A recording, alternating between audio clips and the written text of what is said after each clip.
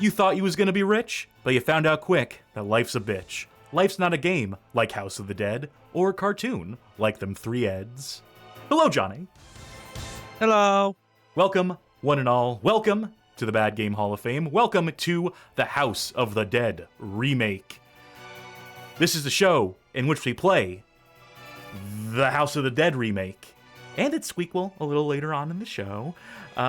This remake of House of the Dead, Sega's venerable rail shooter arcade classique, was released April 7th, 2022 for the Nintendo Switch.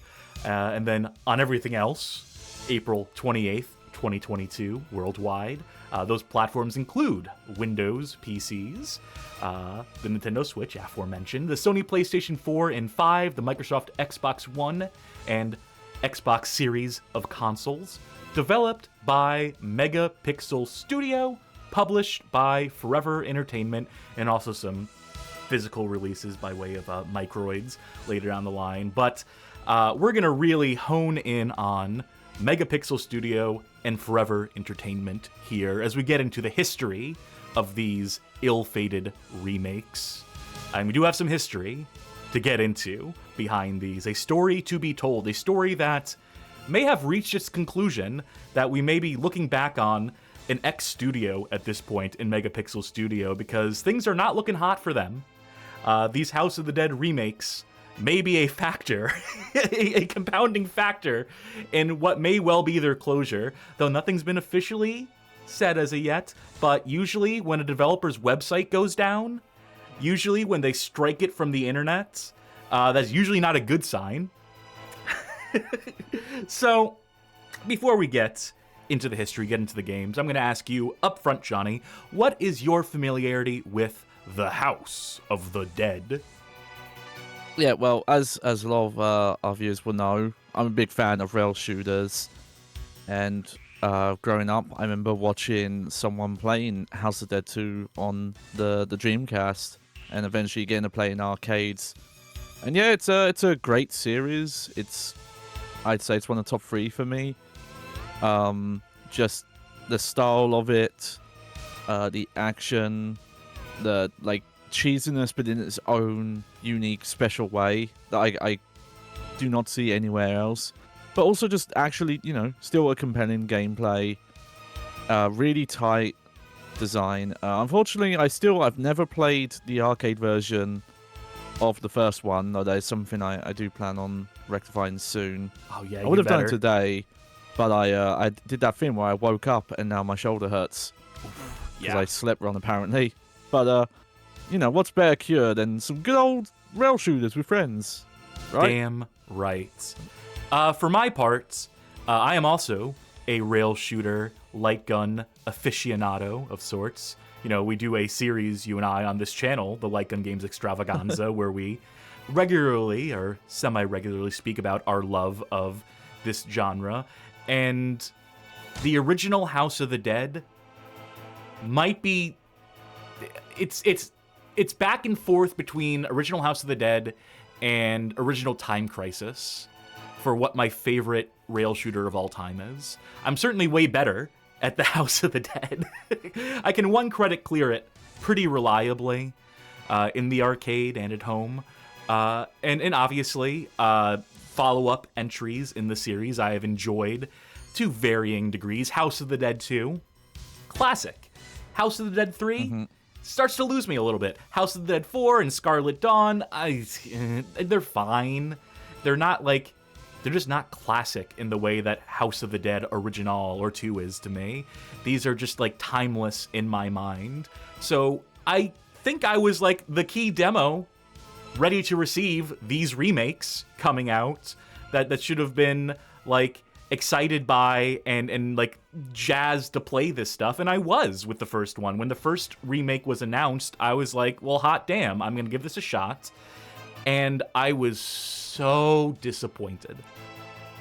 Back in 2022, when first I played this, it was like a gut punch. So this one is very personally motivated.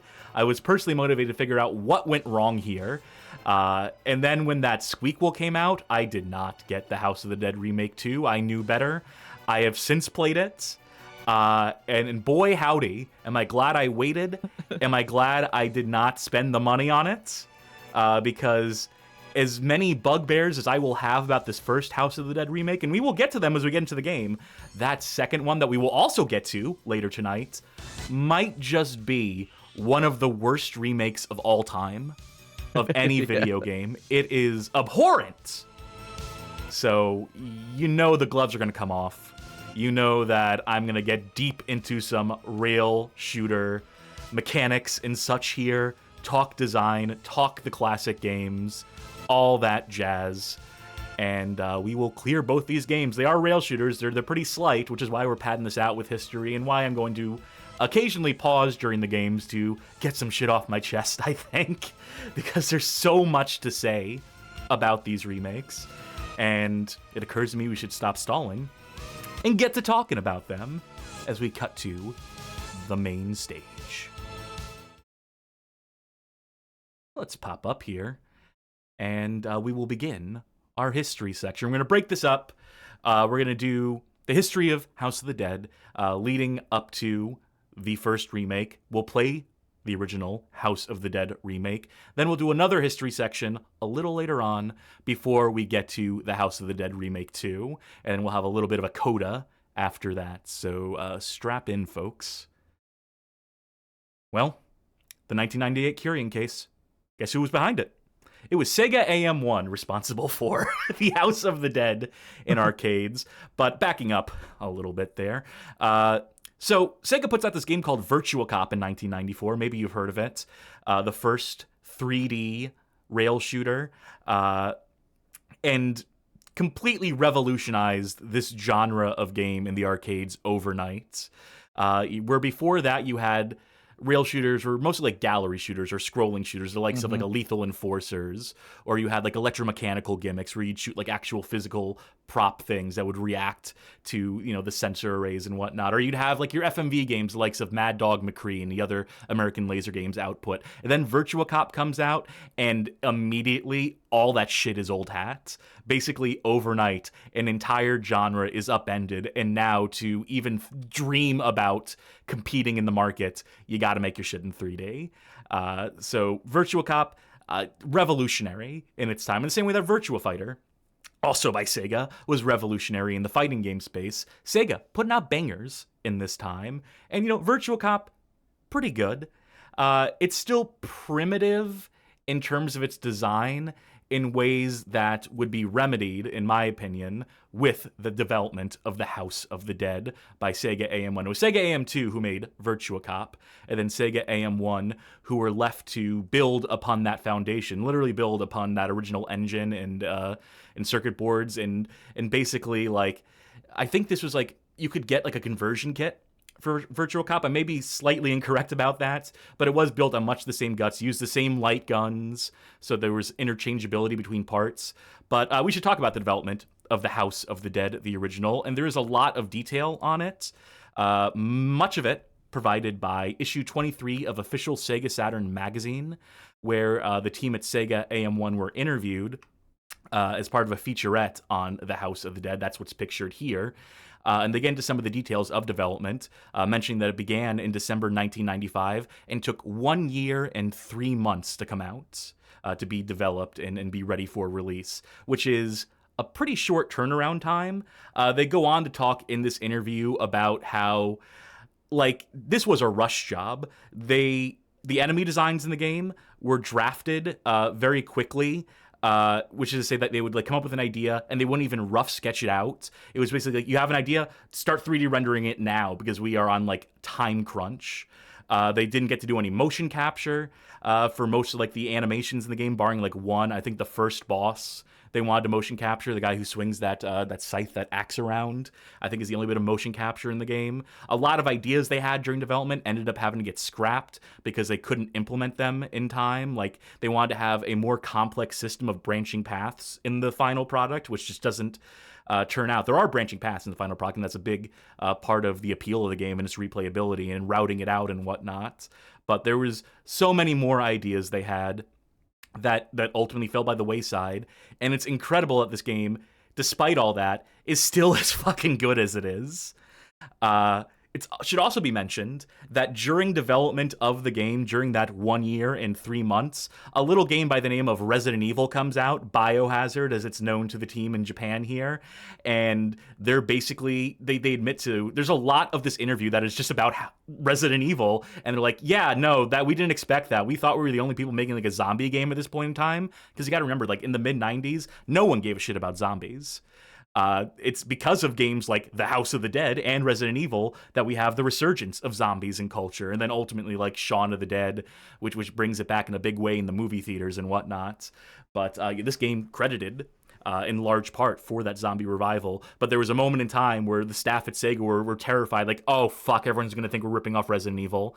And ultimately, they are two very different games. They talk about the differences between the two games. Believe it or not, the differences between a console survival horror game and an arcade rail shooter are too many to count here, are too many to get into in the scope of this. But ultimately, things work out just fine for the team at Sega as The House of the Dead, with its March 1997 arcade release, goes on to do gangbusters. It is the second most successful arcade game of April 1997, according to Game Machine, a trade publication tracking sales data, arcade profit data in Japan. Goes on to become the country's highest grossing dedicated arcade game of 1998 as well. Moves tens of thousands of units globally, and it becomes a mainstay in arcades for the longest time. In fact, you can still find House of the Dead cabinets out there in the wild because it was such like a massive earner. It is so like culturally relevant. In July 1997, Computer and Video Games Magazine only went and called it the best shooting game ever. I'm hard pressed to disagree. It's up there. It's in the conversation. Next Generation magazine reviewed it, gave it 4 out of 5 stars, and stated that it is an excellent take on the light gun genre, a sheer bloody scream, so on, so forth. This is all just to speak to the fact that The House of the Dead was highly successful for Sega, that it was a phenom, and a big part of it, and a big part of what I really love about The House of the Dead and how it is such a major improvement over Virtua Cop in my mind. What I think this game does really well, and what I think a lot of light gun games to follow really took cues from, is how kinetic this game is. How it firmly plants you in the feet of the character. Virtua Cop was doing, like, you know, it had, like, movement. You would move through a stage as if on foot, but the camera movements are pretty wild or pretty, like, sweeping, the zoom-ins and so forth. Whereas The House of the Dead, no, that perspective is fixed. You really feel like you're walking up those steps with Thomas Rogan and G. It feels fucking great. You never lose track of what you're meant to be looking at any moment in time. Enemies come out of like corners of the screen, but it's all very fair. It's all like telegraphed in ways that are really intuitive and natural. There are sort of like jump scare enemies, as it were, who will like come from the top of screen out of nowhere. But the game does like subconsciously prime you in ways to expect those enemies. It's just like a masterclass in rail shooter design. There's really, you know, Time Crisis is probably the closest to it in terms of like planting you in the feet of Richard Miller in that game. But there's just something about House of the Dead to where it just feels so good. It's near perfect in my mind. There's a reason why like I've played this game hundreds of times and committed to one credit clearing it and all these things, because it just inspires that degree of devotion to it. Like if I had one flaw with it, it's that there's just not enough game. I wish it had like 2 more stages. I wish they had time to put like 2 more stages into the game. Friends. Thank you, Merzbun, for the raid. Hello, viewers. We're just talking about our love of the House of the Dead before we got to talk about how bad these remakes are. You should play this, Johnny. You should play this original arcade version because it is, as the kids say, peak. Now, what's a little harder to sell folk on, what's a little harder to recommend, but not a complete like throwaway, not something I will completely discount, are the Sega Saturn and Windows conversions released March 1998. In late 97, Sega confirms that work had begun on a port, a really conversion, of the game to the Sega Saturn. This was to be handled by Australian-based Tantalus Software, Tantalus Interactive.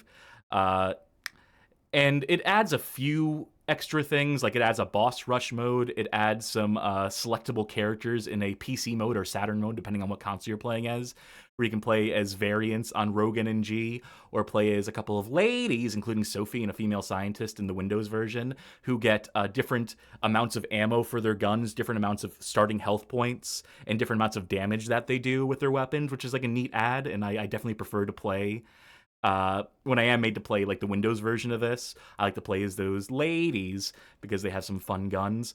But there are some problems with these conversions, namely the Sega Saturn version, which does serve as the basis for the later Windows conversion. Part of the problem is that this game isn't finished, like straight up. Like, the textures look fucking awful, and not just because it's a conversion of an arcade game to the Sega Saturn, but because straight up, the game is unfinished. This is detailed in interviews with ex-Tantalus staff for the old SegaSaturn.co.uk website. I say the old website because that site's still around, but they've like excised most of their classic articles. So what I'm going to recount here, some quotes from that original article, are preserved here in a tweet where someone took a photo of their screen of a message board post by someone recounting the details of the old Sega Saturn.co.uk article. But it is proof that this did exist, and if I had had the time, I could have gone back in the Wayback Machine and found the exact like archive and found the original source for this. But I am going to read from this literal screenshot of a screen of someone taking a photograph of their screen. I recently conducted an interview for my upcoming Saturn project with a programmer at Tantalus who revealed many fascinating details about how the Saturn conversion of the House of the Dead was allowed to be released in a 60% complete state.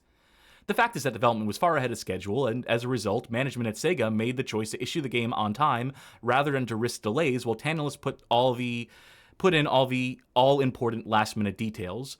For example, the reason many polygons are missing, especially on certain enemies' torsos, is because the models being used were still early versions thrown in and meant to have been optimized later. Also, virtually all the texture mapping in the last two stages is placeholder material that was due to be improved massively as the project neared completion, with another hope of everyone at Tantalus being the mid-stage disk accessing, so you get loads in the middle of levels, could also have been removed in their planned final version.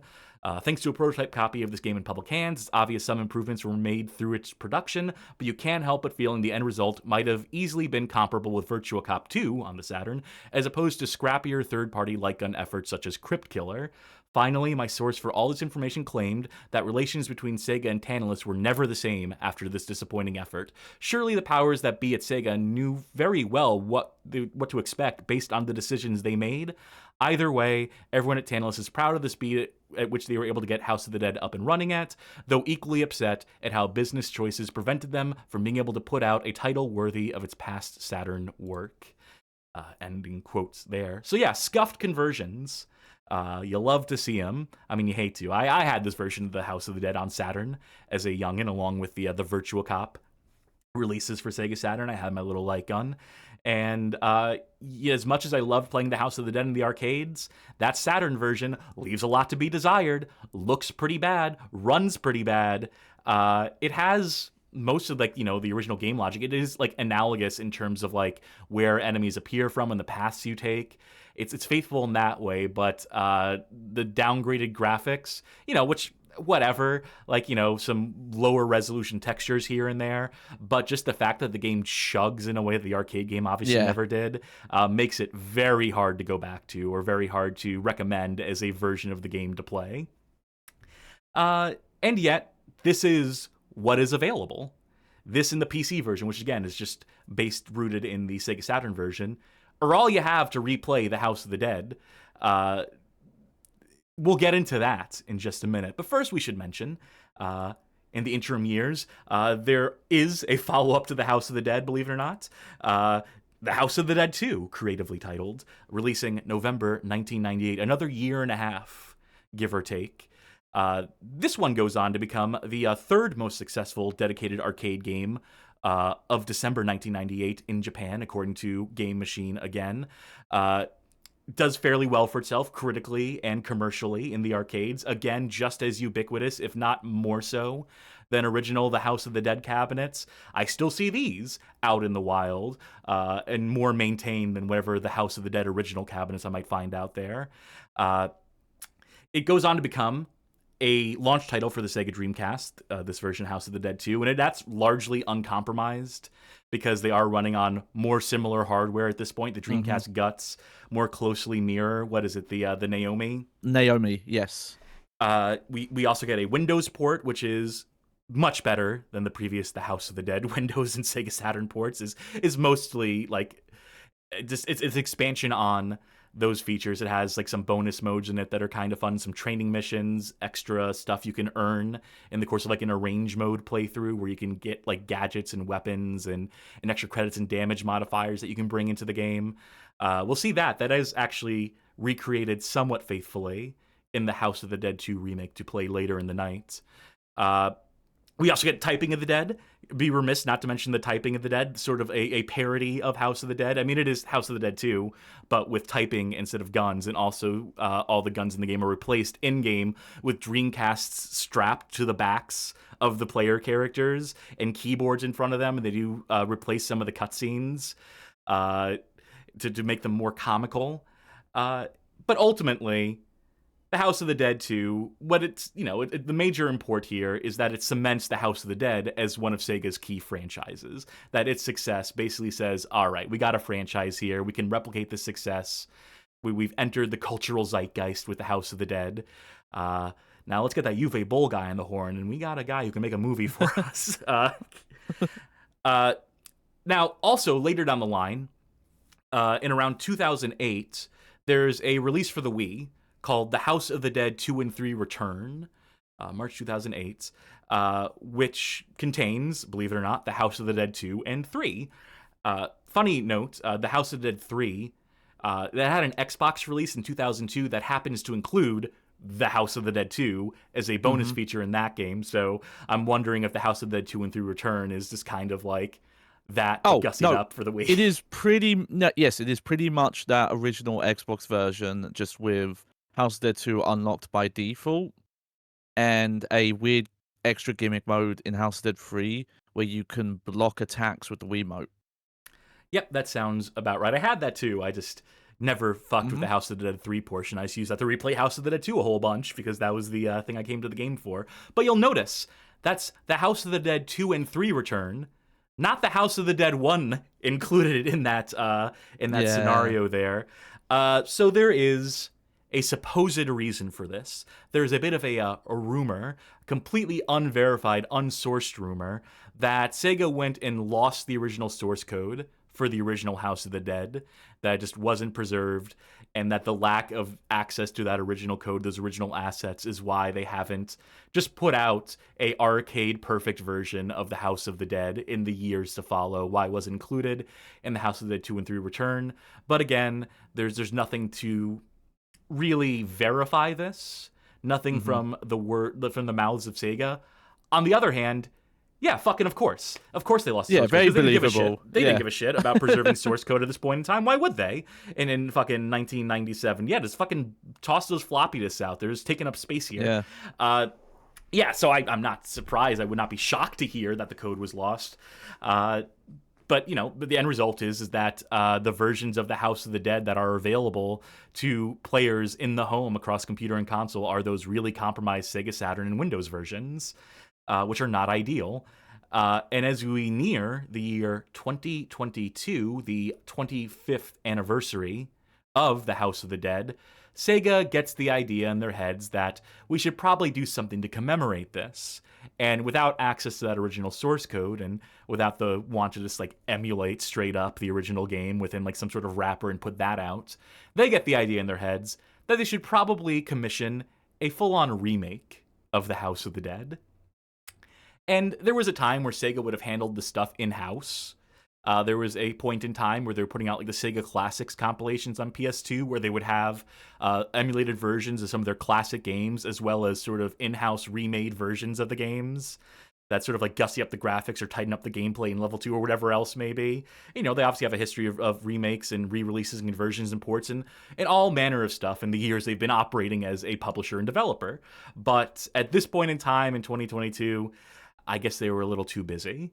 And so they outsource it. But to who? Who will take the reins? Who will helm this project? First, we got to introduce Forever Entertainment, a Polish development and publishing studio founded in 2010. Much of their early output in the market targets iOS and Android releases, along with PC digital distribution, the likes of Steam, GOG, Epic Games, etc., mostly helping facilitate publishing in the indie space. A lot of like games that would be indie releases that would potentially come out like on Steam would get like iOS or Android conversions, or the other way around. So they're basically helping facilitate deals for smaller independent studios to have more major worldwide releases across these platforms. It's in 2017 that Forever Entertainment really hones in on the Nintendo Switch as a platform for publishing. They bring over titles the likes of Agony and Phantom Doctrine, which, Phantom Doctrine, by the way, good-ass game. The success of these titles, and more like them on the Switch, seems to embolden Forever Entertainment, we'll say, and sees them attempting to establish themselves as one of the major players on the Switch eShop, while still simultaneously targeting Windows and other contemporary consoles. It also leads to them reaching arrangements with publishers the likes of Sega as part of a pivot towards, quote, and this is quote copy from the Forever Entertainment website, video game remakes, including those based on many iconic titles from the 1990s. As part of this push and as part of their arrangement with Sega, it is announced that they will be bringing the likes of Panzer Dragoon and Panzer Dragoon 2 Zwei to consoles in the form of remakes, as well as remakes of The House of the Dead and The House of the Dead 2. These are first announced. The House of the Dead releases specifically are first announced in 2019 on the Polish website graxpospolita.pl. I'm sure I nailed the pronunciation of that, but I will read some translated press statement here. Forever Entertainment has announced the signing of a contract with Sega for the creation and release of the House of the Dead Remake and the House of the Dead 2 Remake. This is another iconic brand from the portfolio of the Japanese giant, which Forever Entertainment will transfer to modern platforms. The first are the refreshed versions of Panzer Dragoon Remake and Panzer Dragoon 2 Zwei Remake, announced in December. The House of the Dead Remake and the House of the Dead 2 Remake will have new graphics tailored to modern standards and slightly modified gameplay, but will fully retain the original script. The company announced that the materials for the first of the games will be presented in the coming months. In the case of the House of the Dead remake, the IP owner remains Sega. Forever Entertainment will be a co-financing, co-producer, and co-publisher, and the game will be created by MegaPixel Studio. The production is also co-financed by the foreign company TA Publishing. The premiere of the first part of the series is planned before the end of 2020. Target platforms are not given, ends up being the Switch and everything else we mentioned earlier. Looking at the announcements regarding the Panzer Dragoon series, you can assume the game will hit the PC, the current and future generation of consoles, and the Google Stadia platform. Remember that thing? Blast from the past right there. Okay, so to this end, they mentioned a MegaPixel Studio there. Who are MegaPixel Studios?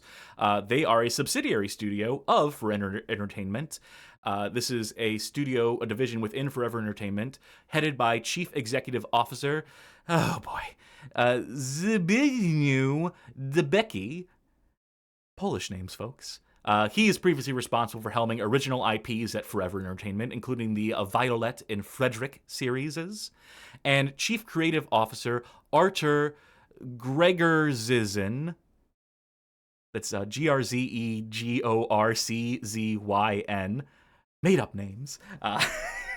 He's something like a second in command at MegaPixel Studios. Both their names appear in the credits across all of MegaPixel Studios' games, as well as some Forever Entertainment helmed games released in this time. It's clear that the intention of founding MegaPixel is for the purpose of focusing in on the from-the-ground-up remakes of these legacy titles. They primarily leverage the Unity engine in pursuit of cross-platform compatibility, and take occasional breaks to pursue developing some of Forever's own acquired IPs to develop some more original titles on behalf of the parent company. There's a series called The Sparkle that they have some involvement in at a point in time, and they do have some original titles planned that we will get to. games that are kind of up in the air now, but again, we'll get to that when we get to that. Let's talk about that Panzer Dragoon remake first. This releases March 2020, developed by MegaPixel, and is a straightforward remake, fairly straightforward, gussied up graphics, but more or less faithful recreation of the original Panzer Dragoon, which itself is something of a hybrid rail shooter. You fly a Dragoon around the screen, you have to dodge shots and whatnot. Sort of like a Space Harrier, I guess, right? If you need just like a point of comparison from the Sega library. Mm-hmm. And when it comes out, it gets mixed reviews. I'll go with a positive one here and a negative one, and we'll sort of average it out from that. If you can read for Forbes' Oli Barter, who gives the game an 8 out of 10, Johnny. Yep. Overall, this is a very faithful remake of a classic and beloved shoot 'em up with a fascinating world setting now brought to life in a new and visually vibrant way. There is a definite learning curve here, though, even for such a simple and direct control setup, but it's worth sticking with and becoming the divine visitor the world needs. And for a point of contrast, there is Gamer.nl's Eric Nusselder, who gives the game a 5.5 out of 10. Panzer Dragoon holds a unique position in gaming history, but the new remake doesn't do it justice. Little is added, leaving only an hour of special but archaic gameplay. And that is the primary criticism levied against the game. Also, look into your mic just real quick. Just little less hot. I breathed a bit. Yeah, I also want to mention, I remember Maximum Dude, who's big into the Panzer Dragoon series, being happy with it besides a really glaringly bad performance issue it had at launch that they supposedly were going to fix, and I have no clue if they ever did. That's a recurring theme for Megapixel that we'll get to in time. But yeah, I think this remake is fine, but there was a lot of heat for the fact that it's a remake of a rail shooter game. There's only so much content on offer here for them to remake, and unless they went like the extra mile of developing new levels, which they chose not to do, they chose to be faithful as much as is possible in their remake of it, which means like reproducing the original game, so there's just not much to it. And people take issue with that. I think there were like some later episodes, like they did like an episodic structure for it, like episode 0, episode 1, 2, 3, 4. I think they added an episode later down the line. I'm murky, I'm fuzzy on the details of this. So I think they did make some efforts to try and like turn public opinion around by continuing to support the game in some capacity with patches, with that additional content. But ultimately, it's still a niche game for a niche crowd who's going to be interested in a remake of Panzer Dragoon. That's a very vocal crowd. There are some people who are deeply passionate about Panzer Dragoon, but that does not a million seller make, let's say, and probably doesn't bode super well for the House of the Dead remake to follow, released April 2022. Not much known about the development of this game in particular. Not much known about MegaPixel Studio. That's another thing we'll have to get to, is that MegaPixel Studio is fairly secretive, so I don't think we're going to get like any real interesting insights into their creative process or what have you. I can say that when House of the Dead Remake releases, it again gets mixed reviews. We'll start with a positive one, and then I will read a negative one. First, I'm going to have you, Johnny, read for Nintendo World Report's Ted Hazel, who saw fit to give the House of the Dead remake an 8.5 out of 10. Right. The House of the Dead remake is precisely that, a remake of one of the most iconic and best rail shooters of all time. In terms of core gameplay and story, there isn't much. However, the touch-ups are all that is needed for a perfect refresh. To add to this, the gyro controls are surprisingly great and the best way to play. Grab yourself a Joy-Con and a willing partner and shoot your way through bullet hell in House of the Dead. Well, that's a positive take. For a less positive take, we go to Digitally Downloaded, to Editor-in-Chief Matt Sainsbury, who gives the game a half star out of 5. That will equate to like a 1 out of 10. I will link to this review here. And this is a long one, but it covers a lot of the issues, in particular with the Switch release of the game, which we don't have the benefit of playing of here. We're going to play the PC version of this for our purposes, which has its own share of bugbears, but... Yeah, but the Switch was kind of like the base version, from my Yes, understanding. was absolutely the Yeah. target, as was Forever Entertainment's modus operandi. They were really targeting the Switch first, and they really continue to brag up being one of the largest publishers for the Switch to this day. So this is really the version that people are first going to get, and it's going to define the game in people's minds. And so Matt Sainsbury. Most critically and absolutely catastrophically to the whole experience, the gyro controls do not work well at all. This should be a slam dunk experience. Point the Joy-Con at the screen and start firing away. Because the Switch is portable, you would even have been able to play this iconic multiplayer game anywhere you like, and terrify half the train or plane that you're on with the uproarious laughter that House of the Dead encourages. Unfortunately, no one is going to want to play this with you, because almost the second that you point the controller at the screen, it decides it wants to float off into the ether, leaving you scrambling to recenter it with a horde of zombies bearing down. You can recenter with a single button press, yes, but in the heat of an arcade game's action, that's not really a process that you want to be focused on. The fact that you'll be pressing it almost as frequently as the gunfire button is nothing short of ludicrous. As an alternative, you can play with a Pro Controller in standard aiming, and though this is a little twitchy, it does at least have the benefit of the aiming reticule not deciding to go walkabouts in the middle of a boss battle. But this is a less than ideal way of playing a game where the core thrill was always that you were aiming guns at zombies. The Joy-Con pointers do a nice job of emulating that, in the sense that pointing them abstracts the feel of a gun nicely. The controller has a vastly inferior feel to it, though. At least you won't feel like throwing it while playing. Admittedly, it has been some years since I played House of the Dead in the arcade now, but the developers seem to have decided to compensate for the aiming issues by slowing the action down, and that just kills the visceral thrills of the thing stone dead. There's nothing even vaguely creepy about this take on the House of the Dead, which has ended up somehow less exciting as a railgun shooter than Galgun, and here, the monsters aren't anywhere near as visually appealing. Hey-oh! Would all this be forgivable if there was something meaningful sitting behind House of the Dead? Sure. Is there something meaningful sitting behind House of the Dead? Absolutely not. This is where I disagree with him slightly. The original is a visceral arcade game that never tried to be anything else. It was fast, stupid, it was a thrill ride, where the longest cutscene lasts about 3 seconds, and if you're really good at the game, i.e. spend a lot of quarters on many deaths from the difficulty of it, then you would reach the end in half an hour, feel great that you beat the game, and be told to get out so the next person could play. You can see the problem with this on Switch, right? The first time you play through House of the Dead, where you have unlimited credits and the game doesn't even bother with a game over screen, you just resurrect in the spot you lost your last life immediately, is the best experience you'll ever have with it. After that, there are some mildly different routes to take to reach the same outcomes, and a high score system that only matters if you care about the game in the first place. The plot, characters, and setting are pointless, the action is predictable, and therefore it stops being exciting, and within about an hour, most people will be done with this. I'm always supportive of short games when they use their length to have a big impact on players and get them thinking, and give them something to come back to down the track. The House of the Dead has none of these things. It's shallow entertainment in its truest sense, and there have been far, far better efforts to take the base House of the Dead experience and make it work outside of arcades. End quote. Yeah, so there's a lot to the code there. First of all, the fact that it's broken on Switch, that the controls suck, is a big deal. I would disagree with some of his... Oh, go ahead, you go ahead. Yeah, I want to come on. So, there was also on Switch the Metro Prime remake, and that had the option to do gyro controls like the Wii version, and that's Nintendo. And there you have to constantly use the recenter button, because the Switch doesn't have a physical sensor for the TV. Yeah, and that kind of kills doing that kind of aiming. It makes it less precise than a Wii, straight up.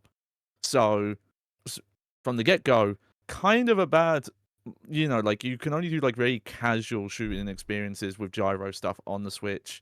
Like the Splatoon games where you can just use it for slight left and right aiming, but you still use a controller. Yeah, no, that's fair, and is a fair criticism.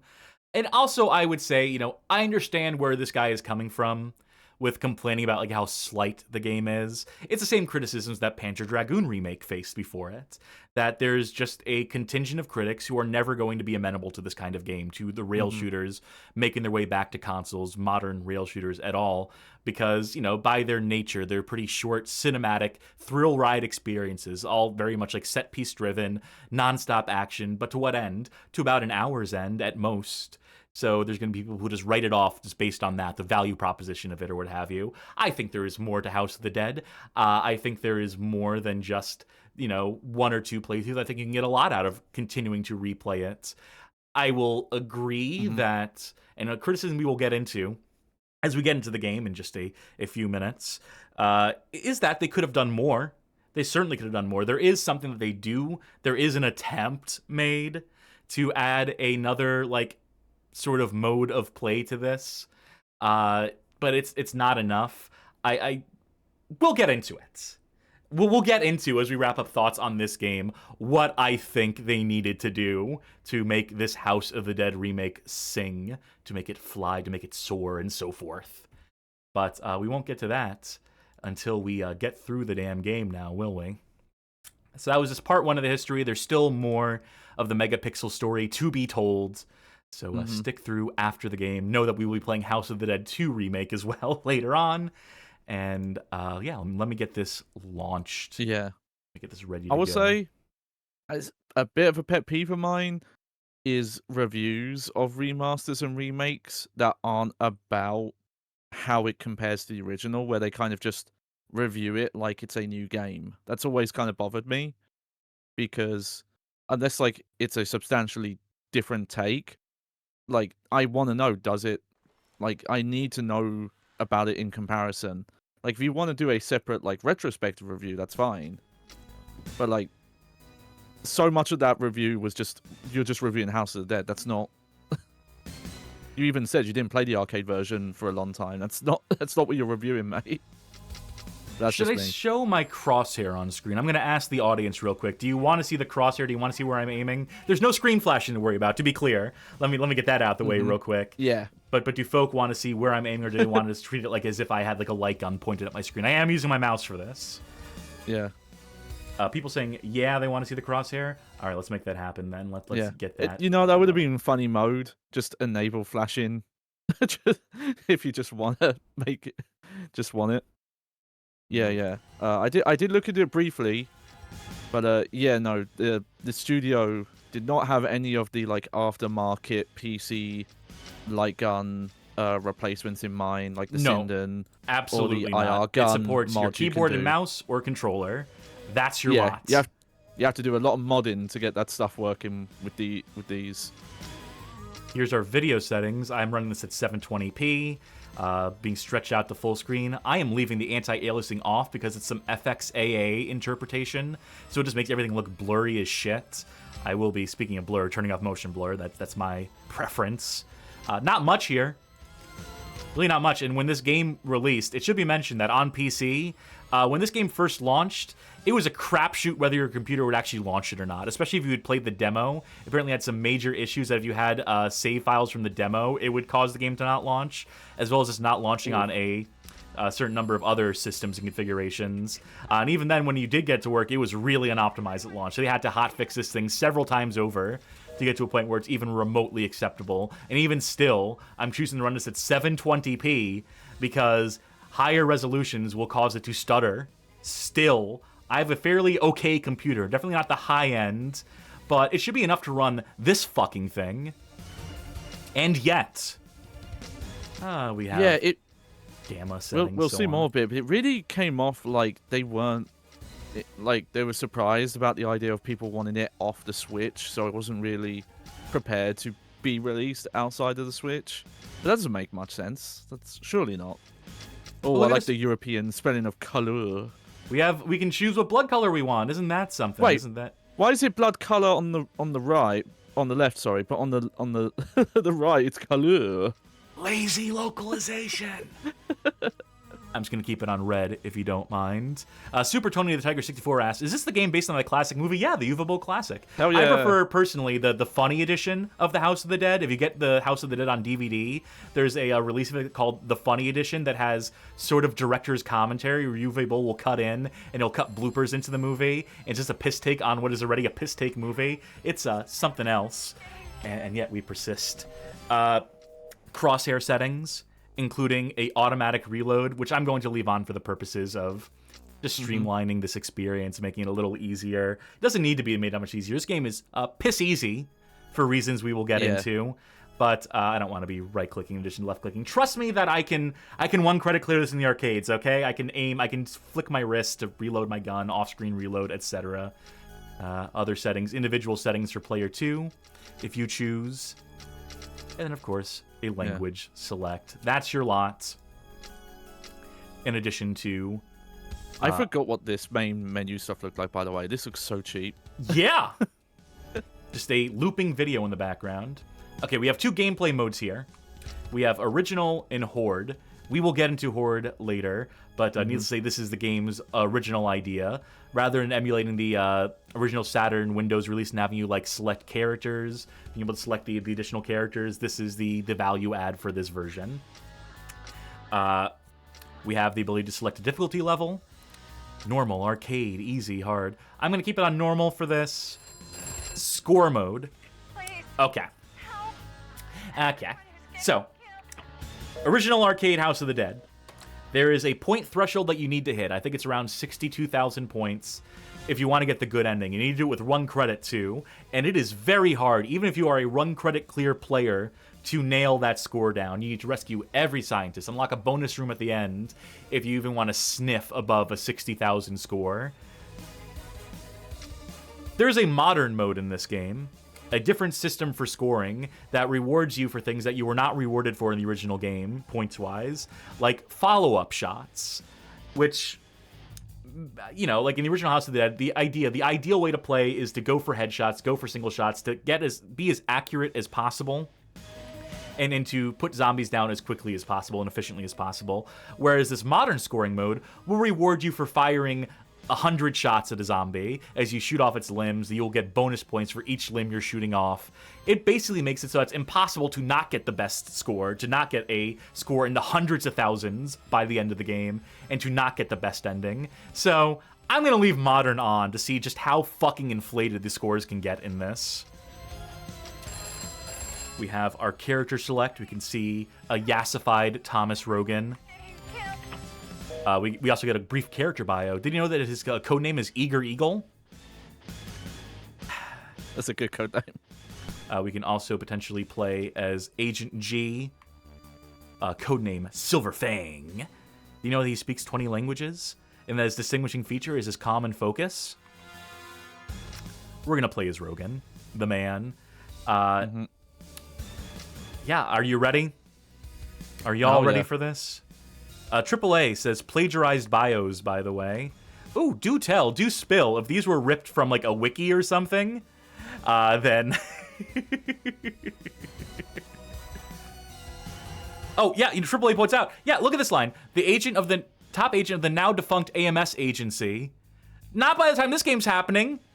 Yeah, the AMS is still active at this point. What are you talking about? Yeah, is that from House of Dead 3? Is that where they're taking that from? Man, it must be. Huh. Interesting. I'm reminded of the game room, of Microsoft's game room, and how they just stole descriptions from like Atari Protos and whatnot for shit like Venetian blinds. Great look. Okay, since I've cleared this game, obviously, I could do a chapter select here. I could choose where to start in the game of the 4 chapters. We're going to start from the top. We're going to play the whole thing through. I'm going to try for a 1 credit clear. I'll probably get a 1 credit clear, honestly.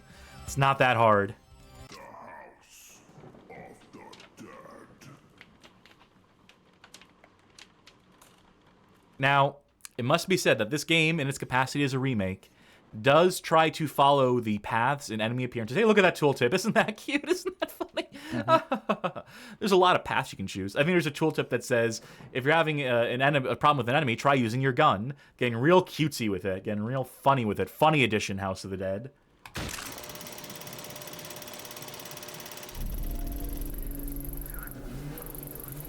So this is going to mostly follow the exact same routing and scripting and appearance of enemies in sections of the screen. But this is in widescreen, which is a big difference already out the gate versus the original game. Yeah. So there are going to be concessions made there, as well as, obviously redoing all the graphics, redoing environments to some extent to flesh them out with more detail and prop objects and so forth. Yeah, like, for what it's worth, if it's the Johnny Baghead definition of a remake, compared to the industry remake, which is just kind of, it has like the same design dock as the original, and that's about all you need. It is, regardless of its attempt, it's it's the original path. All right, let's Right, see yeah, if I can there's get your these. aftershots. Yes. Okay. Good. That's really hard to do in the arcade game to get both those Yeah. scientists safe. You start from the left and go to the right, but it can be tricky. So they definitely changed the timing windows on this to compensate for issues with aiming on the Switch, and that's just here in the fucking PC version. So Yeah, because there's a natural amount of delay when you're using any sort of like gyro on the Switch compared to what it would have been like on an arcade machine. Sophie! bye, Sophie. We'll see you later, girl. Sophie is Thomas Rogan's fiance. That's part of the lore. That's why he's particularly motivated. If you play as just G, he has no idea who the fuck she is and doesn't care. So that's a fun little touch. Thank you. I'm going to try to save every scientist. I'm probably going to fuck it up. Yeah. Okay. So, oh, hell yeah. So, you see these little worm guys crawling towards us? I'm going to give the game some credit here. I'm going to give the devil in Megapixels some credit. In the original game, you'd see these worms feasting on this corpse here. And you could shoot 2 of them at a time, the ones that are attacking you, because of the way that you only have so many enemies on screen and tracked at a time in a Lycan game of this vintage. So this, in terms of like game logic, you can't just shoot all the worms. Even though they're in plain sight, if you shoot at several of them, they won't respond in any sort of way, right? But with the benefit of modern interpretation and modern tracking and stuff, now they don't have the worms feasting on the zombie to indicate that you can just shoot all these worms straight away. Reload. So that's an improvement. That's something. That's not nothing. That is recognizing a technical limitation of the original game and making an effort to improve on it. To make it, like, react more as you would expect it to. Yeah. Okay, well, one of the first things we should probably talk about is the way this looks.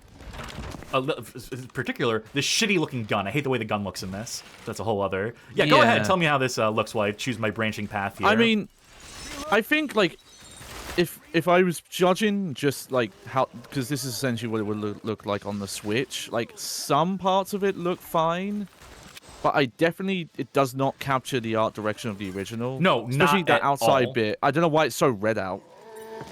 Yeah, they got a little nuts with the color grading here. Yeah. And also the But, blood like, effects, which look really yeah. bad, as is being pointed out in chat. Yeah, they're very Rambo 4 digital blood add-on. And also, I'm going to call out a thing that horror games shouldn't do. And obviously, this is a horror-themed game more than a scary game. Don't do ragdolls. They don't work in horror games. They're too goofy. Yeah. Especially when they are as wild as the ragdolls in this are. Thank you. Like, yeah, if you wanted to make a original light gun shooter that has a gimmick of just, oh, everything's physicsy, yeah, great, do it. I was juggling that zombie past a certain point. Oh yeah. There's a PlayStation VR game that is essentially a rail shooter that has like almost like Bulletstorm, like laser juggling stuff, like where you can launch enemies and then follow up and shoot them. And that's fun. But that's a different game than House of the Dead. I want to mention some stuff I'm doing for the benefit of folk who are maybe not super versed in the House of the Dead. If you see me shooting stuff in the background, it is 1, worth points, and 2, will reveal items occasionally that will give you extra score. And if you want to get the maximum score, took some little bit of damage there. In the arcade version, you really need to know where the key items are. In addition, when you beat this game for the first time in its capacity as a remake, you do unlock some extra stuff in the environments, namely weapons. You saw me cycle through a few of them. I'm not going to use them. I'm going to do my first playthrough of this with the gun, the handgun. Then we'll talk about the extra stuff when we talk about Horde mode a little later. Reload. Oh, and I can mention the second thing. The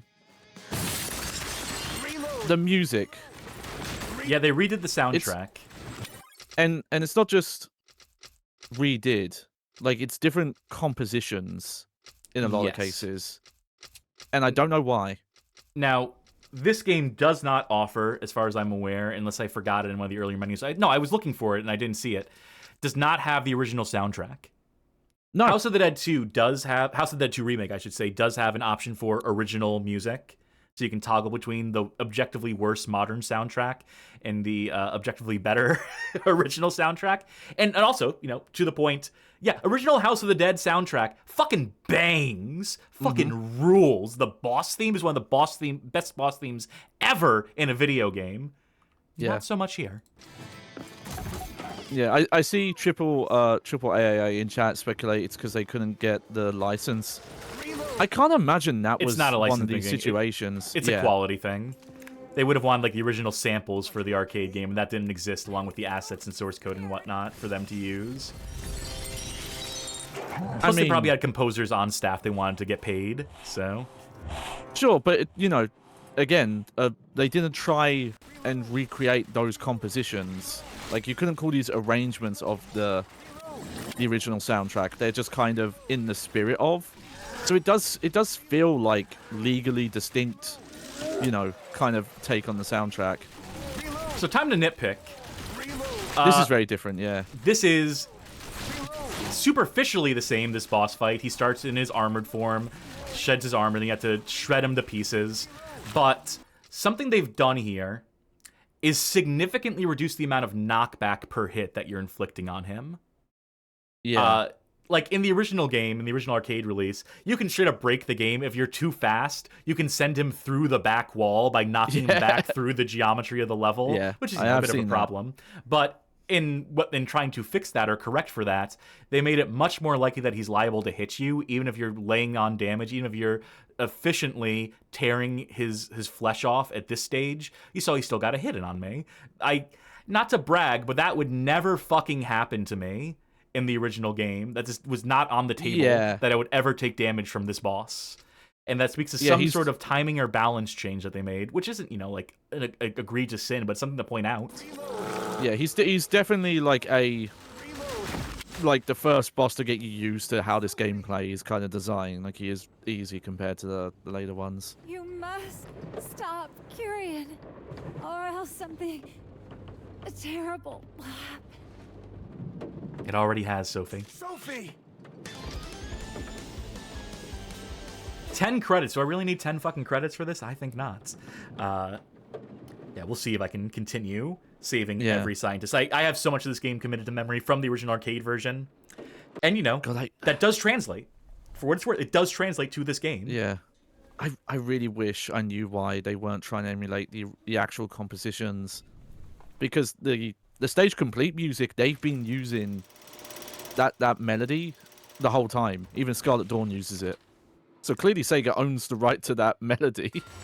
Hate this shitty stubby little pistol. Yeah. Hate and also, look at it. all the speculation around the source code and stuff. You can rip that soundtrack out of that arcade game. It's not hard. People on YouTube. You would want to rip the Sega Saturn Windows version, which is even easier to rip.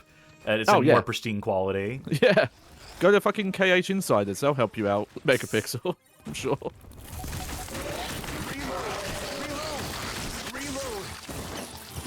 So, you may notice that the mouse isn't drifting. The aim, the crosshair in this PC version, for this game at least, for House of the Dead 1 Remake, is fine.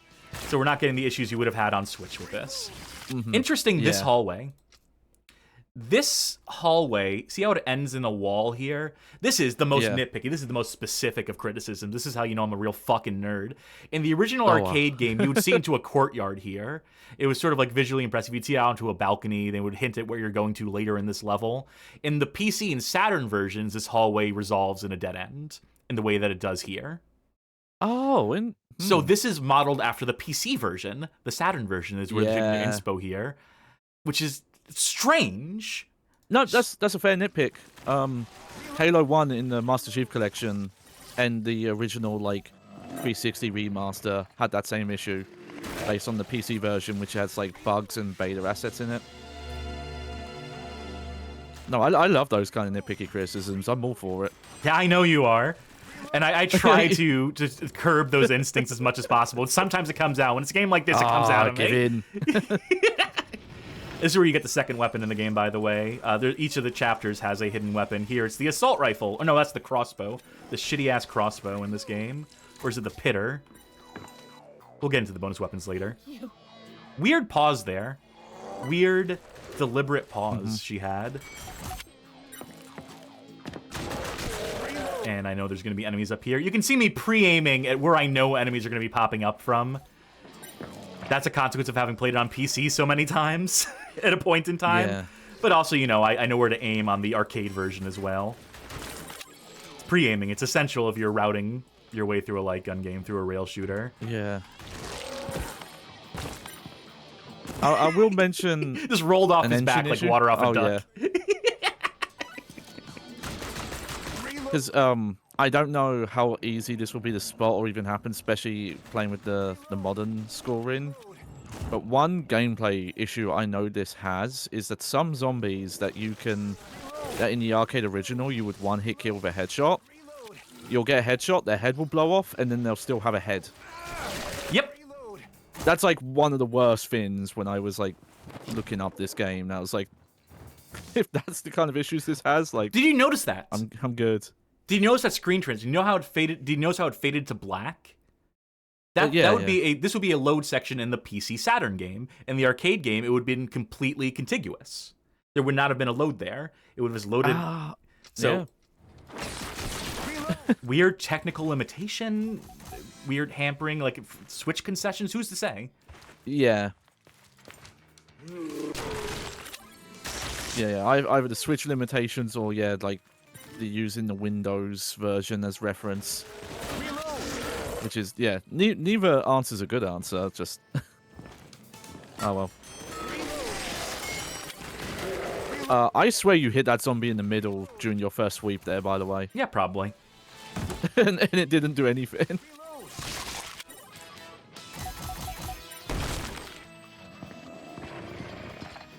Thank you. You're welcome. Mm-hmm. I have a very particular route I prefer. I have a preferred route in this game. Any rail shooter with branching paths, you have to land on what your preferred route is if you want to get really efficient at playing it. I don't know if my route is the highest scoring route. I have not done the math. I have not done the meta on it. But, you know, it's good enough to get me a 1-credit clear, to get me the good ending when I am in the arcade. So it's good enough for me. Thank you. Oh, I see Tuglaw in chat mentions regarding the OST... they just made Fix Them's tracks. I'm assuming there was, because it was Sequence Arcade, there was probably some dynamic stuff going on with how they would loop in things. And yeah, and they say again, doubt it was a licensing issue. I wish I knew because it's so strange. It's just one of those curiosities that we'll never have a satisfactory answer for. Cool, Ragdoll. Oh, that looked great. Yeah. Yep. Awesome. Nailed it. I wish you would get points for shooting that statue. I don't know why you don't in this game or the original. You can see shadows here. This is the thing I like. You can see the shadows for the enemies that are going to drop from the ceiling. Well, you're not meant to see this. You're not meant to use photo mode to see where they actually spawn out of. But, they're giving you some extra clues. I could, as context clue, you're going down this hallway. There's no chance of anyone coming from the left or right or from below you. So that sort of should tune you naturally to look up to be ready for that, but they do give you the shadows as additional cues here. That's the benefit of having actual dynamic lighting in your video game. Yeah, that's cool.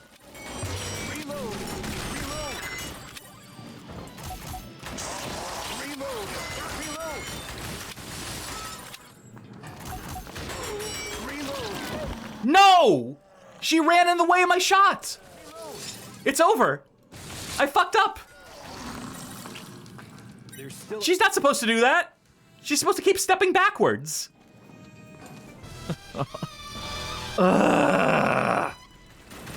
Fuck you, Megapixel. Well, watch me completely embarrass this boss fight. The Hangman. Well, I guess I'm not getting the bonus room at the end of this, and I guess I'm not getting the secret room, or... I guess, not that I fucking need it. We've already cleared the conditions for the good ending here in this end of the second level. You can tell my score's already well above 60,000, so it doesn't fucking matter. But, if this was arcade scoring, if this was classic scoring, I'd be fucked. Oh yeah, I see some discussion about that PC version, the original PC version, and how it runs. So, I don't know the specific hardware, but Sega arcade games for the most part, like their proprietary stuff, like the Model 2 and things like that, and the Super System, were using very, very high-tech graphic, like hardware for the time. Some that's like even military would use for like simulation stuff at the time. So no, you would not have got a PC version that ran like that arcade original in like 97, 98. No, absolutely that probably would not. have been, yeah, a bit too much of an ask at the time. By the way, this sequence in the original House of the Dead in the arcades, where you get knocked off and have to like single-handedly grab onto the ledge of this thing while shooting, so fucking cool. What I mean by kinetic gameplay, where you feel firmly planted in the feet of your character.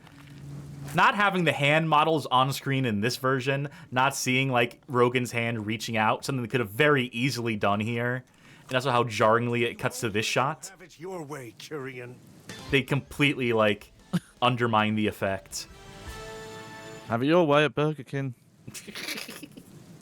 Also, yeah, she's if gonna we haven't haunt me mentioned for it- the rest of my days. Yeah. This lady. But yeah, we haven't mentioned it, but yeah, this is also different voice acting. Yes. It's not the original samples. That fair enough, because those would be very compressed sounding. Yeah. And to be clear, the voice acting in the House of the Dead in the arcade is fine. It's perfunctory, it's functional. House of the Dead 2 is where you get into like the really like hilarious voice acting. And so we will have things to say about the new dialogue in that version, the new recordings of those lines. This is such a goofy intro to this stage in the arcade version. It doesn't make it any less of a perfect game, but the fact that you have to be like, this door's locked. Let me go into this adjacent room, immediately find the key card, and then walk back. There's a grenade launcher, by the way. This must be the security card. This is such a needless bit of busy work in this stage, but it's an excuse to set up these zombies. Unlocked.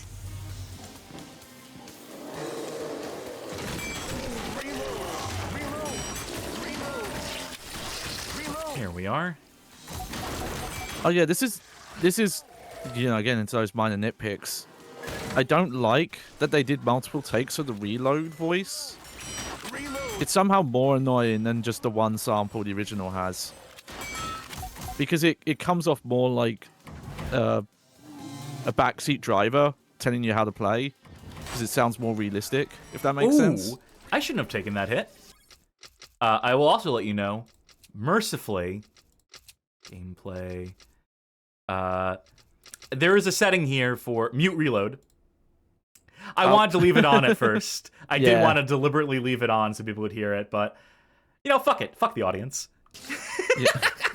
I mean, it's not that bad, but for some reason, it's just having the takes with the multiple intonations, like reload, reload, reload. Like it Reload? makes it more annoying. Reload. Reload. Reload. My least favorite zombie in the game, this one here. I always take damage to this guy in the arcade for whatever reason. I always fuck up that zombie in particular. Left path, I prefer. This one has the zombies that swing on the chains. Down. I think for the longest time, I always took the right Yeah. path. This doesn't matter to anyone. What are the things I'm saying now? The words coming out of my mouth, no one cares. So yeah, this is my preferred route, is going left here. Yeah. Because you get some classic zombies swinging in on chains that look very goof in the original arcade game. Plus, I think it's a higher scoring route to take this route. See, W32, my doom in chat, saying a lot of these environments that they're taken from asset library, especially doors. It does definitely have that look in places. Like, obviously, if the route was different, and this was an indie game, and it was called like Mansion of the Undead, and it was like, oh, it's this indie studio that's made our own like, House of the Dead game. Like, that would it looks like that, but it's somehow an official remake. It's very strange. Here they come! Whee! Hell yeah! I love that.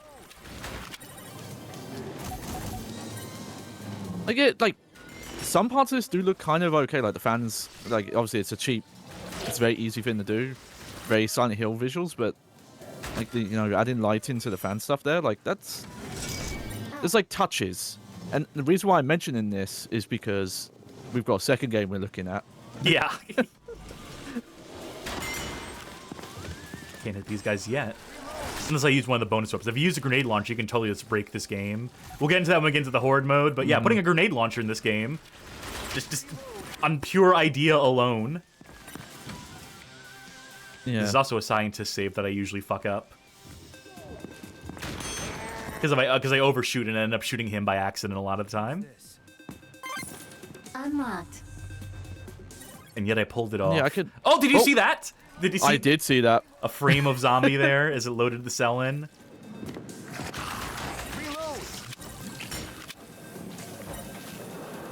For the record, for folk who care about the story in this game, that these aren't zombies that we're fighting. Yes. They are science experiments. They're mutants, yeah. Created from tubes. Yeah. If you get the PlayStation 3 releases of House of Dead 3 and 4, they have little making of videos that also just go into the series in general that I think were probably taken from something else. And at one point they're very clear to mention, like, oh yeah, we never say they're undead. They're not reincarnated people, even though events happen in the series that completely contradict that, but yes. whatever. Like Sophie turning into a zombie in the bad ending. Yeah. But never mind that. But, and talking about just, how for a Japanese developer, it was quite bold for them to put out such like a gory game in arcades. Obviously, like, North America would have had all the stuff in Mortal Kombat already. But for a, I know there's Japanese some studio, content cut from this game, from the original arcade release. There was originally a female zombie in the game that they cut out just to avoid... Curian! I must compliment you.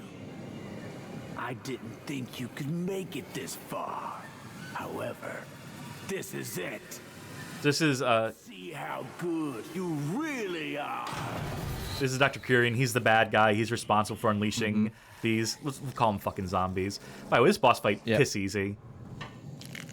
In the arcade version, and surely here as well. Yep. Just send him down the tube. All right, I'll definitely say, out of all the new voices, I think his is probably the worst. Probably. Because it sounds like an actor. I'm evil. I'm an evil... Like, it sounds like an actor doing that, as opposed to just a voice. It's very easy to like get this guy stuck in cycles where you can just keep doing damage to him and basically skip his attacks here as he shoots the webs out at you. I think they tweaked it slightly for this. I get the feeling that they did, but still, a nothing burger of a boss. Cool. Sick, Rogan. Curian. Rogan is a fucking dweeb in this. His original design, the original game, is there's something, again, it's the style, right? It's this, it's not photorealism they're going for here. They're going for something stylized, but that original game, as antiquated as it may look, as chunky as those pixels are, as those textures are, it still looks so fucking good, that original game. This looks like shit. This looks like shit from a butt. I fucking hate the way this game looks. The contrast sucks. The gamma's fucking awful. The fact that shit's bathed in darkness if it's not being, like, egregiously color corrected. Ugh. Hate it. Ugh. An assault rifle is all you need if you were working for the press. What does that mean? What does that mean? Is that like a comment on like gaming journos? Like if you're reviewing the game, if you're part of the gaming press, is that what they meant? I'm trying to rack my brain. I got nothing. This is where you get the assault rifle, by the way, right there.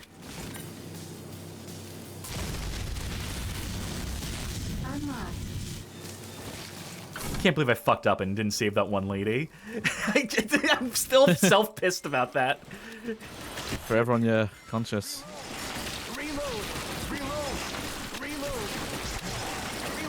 This is where you do all the bosses again, leading up to the final boss. Still hate the way this guy plays. Yep, you're basically waiting for it. Here's a problem, a slight problem, is that, you know, because of all this fucking blood on screen, because of the way it's rendered, it's hard to tell when you've successfully stripped the flesh off of a body part. Yeah, yeah. So it makes it a little harder to read when you can move on to a new body part. Yeah, yeah. For that fight. I want to say something like earlier. It's like, I get someone thinking the idea like, oh, it'd be cool to put loads of extra blood effects in, but it was definitely covering stuff earlier as well. There's like some enemy in particular had green blood, where I just didn't see the enemy. I only saw the blood effect. Like, you shot him so quick. Doing a quick shooting. Bye-bye. Okay. Oh, Merzban says this looks like a game they'd have Jesse Pinkman playing when he's doing a light gun game at home. No, that is a bespoke version of Rage that id made for Breaking Bad. What's that rock doing there? That rock's not supposed to be there. I put in the photo mode and it accidentally fucked the geometry up.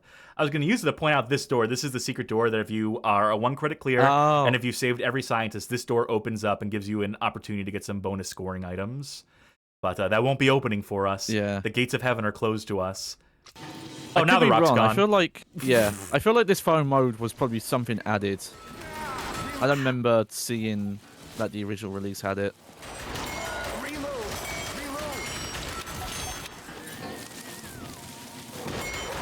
Yep.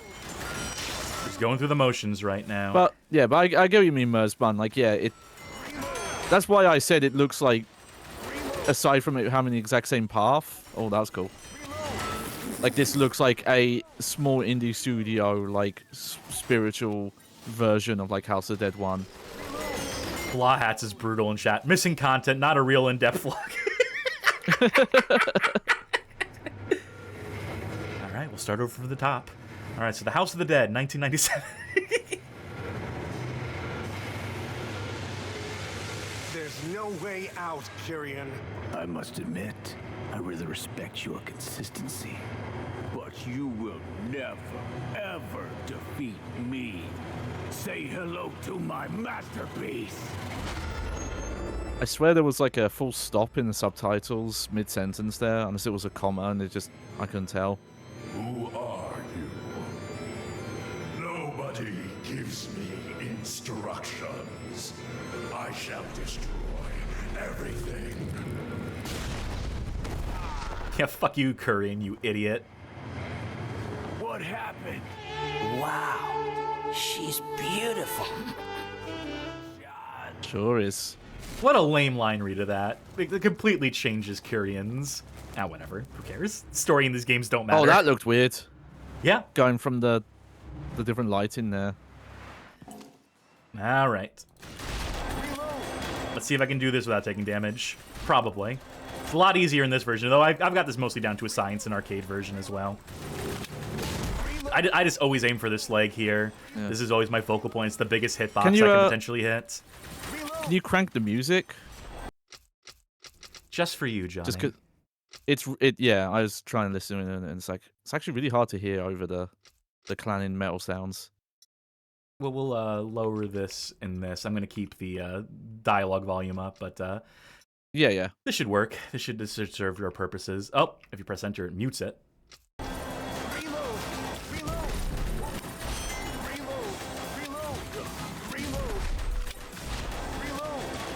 Yeah, worst version of this song. Big shock.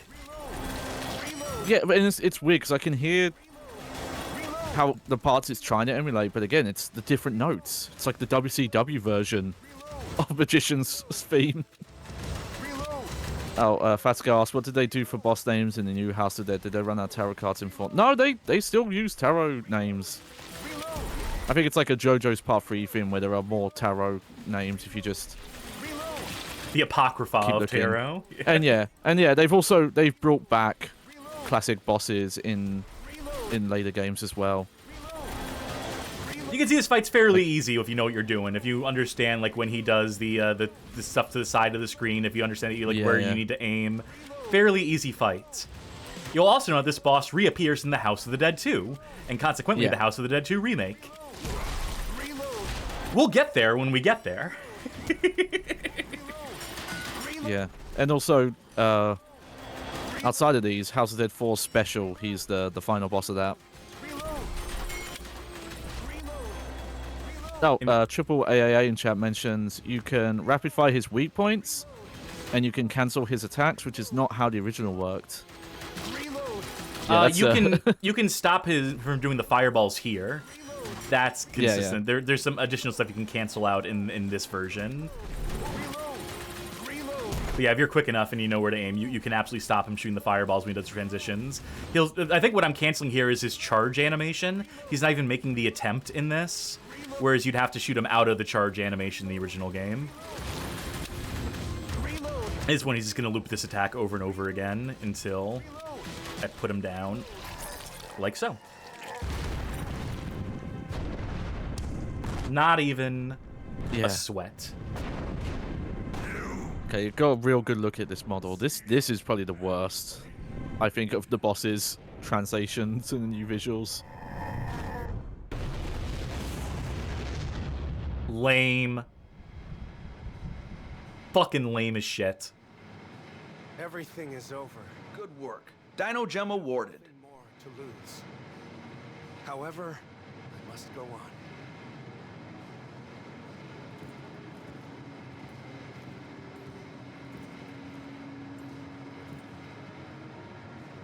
Goodbye, Kyrian. Farewell, Sophie. Fucking lame. You're not the real Thomas Rogan. Get the fuck out of here. You fucking goateed hack. You know, the voice acting in the original game isn't good. Isn't great. Isn't terrible. But, you know, there's almost a weight where he says, "Goodbye, Kyrian. Farewell, Sophie." This guy just fucking hammers right through that line.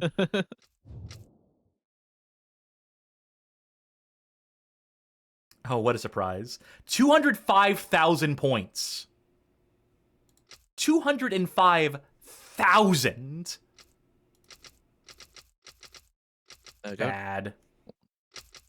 Nope. Also, we got to say something nice, redeem. Oh, did we? Yeah. How do I actually enter here? No. I want to oh, tab, of course. You see where it says accept, that means accept the key. This is the tab key on your keyboard is that they're trying to... That is a weird way to handle it. See, I was going to say something nice. I appreciate them using actual QWERTY keyboard instead of just like, you know, A to Z and scrolling through. You can see how many times I've played this game, by the way. Yeah. On this configuration. But also, yeah. But then they screwed up the name entry, so I feel like that invalidates what I said. I'll get to the say something nice, but first of all, something bad.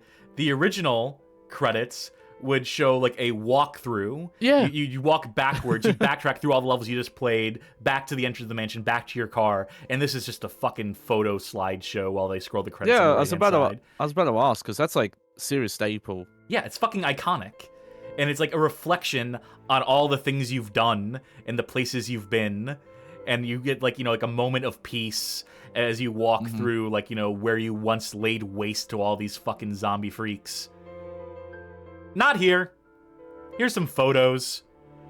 I guess we were snapping these along the way. I guess we were taking Polaroids. Ugh.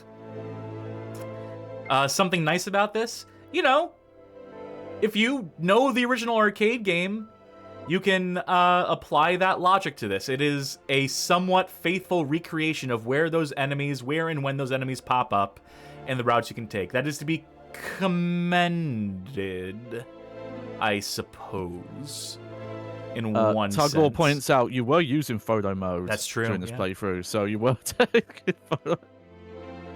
Very nice. So, I mean, that's the game. At least that's one playthrough of the game.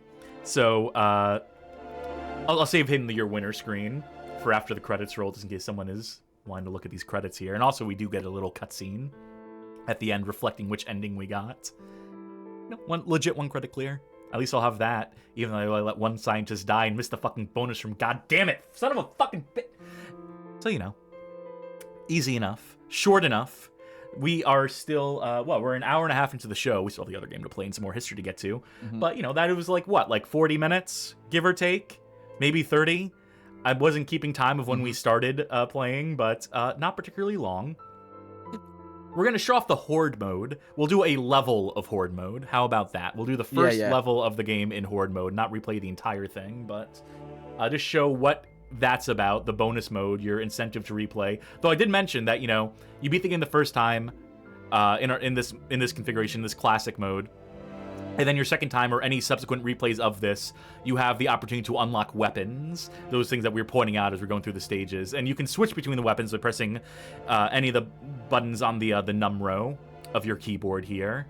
But I chose to play this as if it were the arcade game, to not show the bonus weapons. We will show the bonus weapons in the Horde mode where they are more strictly necessary, but the fact that you can go through the arcade mode and just use the fucking grenade launcher to clear every screen, or the assault rifle to not even think you're just holding down the trigger, is probably like a bad idea. Probably fucks up the leaderboards for this. Because also, like, if you're using the modern scoring and use the grenade launcher, they give you the maximum number of points you can score off of any enemy because you're blowing off all their limbs at once. So it completely breaks the scoring as well. So just all sorts of stupid ideas in their implementation. Yeah. I would have expected the extra weapons to be in its like separate mode, like House of the Dead 2's home port does. Yeah, you would think that, right? Yeah. Oh, Female Scientist 2. Why was she credited first? The role of a lifetime. And there's Female Scientist 1. Yeah, I don't know, like, just to give, like, some thoughts on this, I suppose. Like, yeah, it just, the read I get, and a word you'll see a lot, bandied about a lot for this game, is soulless. This game, this version of this game, this remake feels soulless. It feels devoid of passion. It feels bereft of inspiration and love for the product. And, you know, the original game may have been developed rather cynically, in a rush, so on and so forth, but it still reads like a game that the people behind it, like, it felt like they were excited to make it. It felt like they were just like, look at all this cool shit we're doing. Doesn't this game fucking rule as we're making it? This game feels like a contractual obligation. Feels like a team that was rushed in a completely different way and probably not allocated the budget they needed. Get rid of that fucking smiley face, you fucking hacks. Don't put that in. That's too cutesy. It's a fucking horror game, you fucking frauds. There is way too much emoji in this. Yes!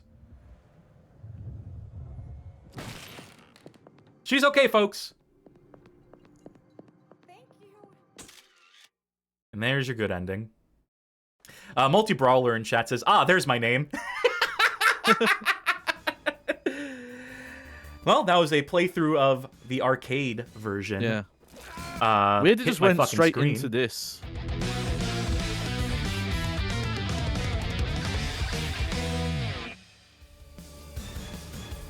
But there's still more to be done. Obviously, we're going to play House of the Dead 2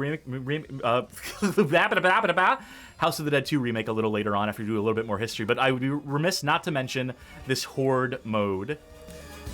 This is the same path and the same routes as the arcade original, but with way more zombies.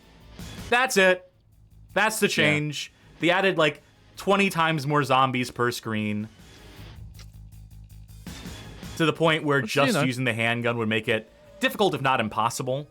So this is what you're grinding out those weapons for. So we'll just play this first stage. That's not a bad idea on the surface. I'm pretty sure this in particular mode ran terribly on Switch. Oh, you don't say. I remember seeing footage. No, surely not. So, yeah, a more tuned range mode could have been cool. Yeah, that's the thing. What this desperately cried out for was having an arcade mode that is a faithful recreation of the original as much as is possible, with its improved graphic assets, maybe the ability to toggle between like an older presentation of graphics, the original models, or facsimiles thereof. Oh, that would have been so good. Would have been sick. Would have been a dream.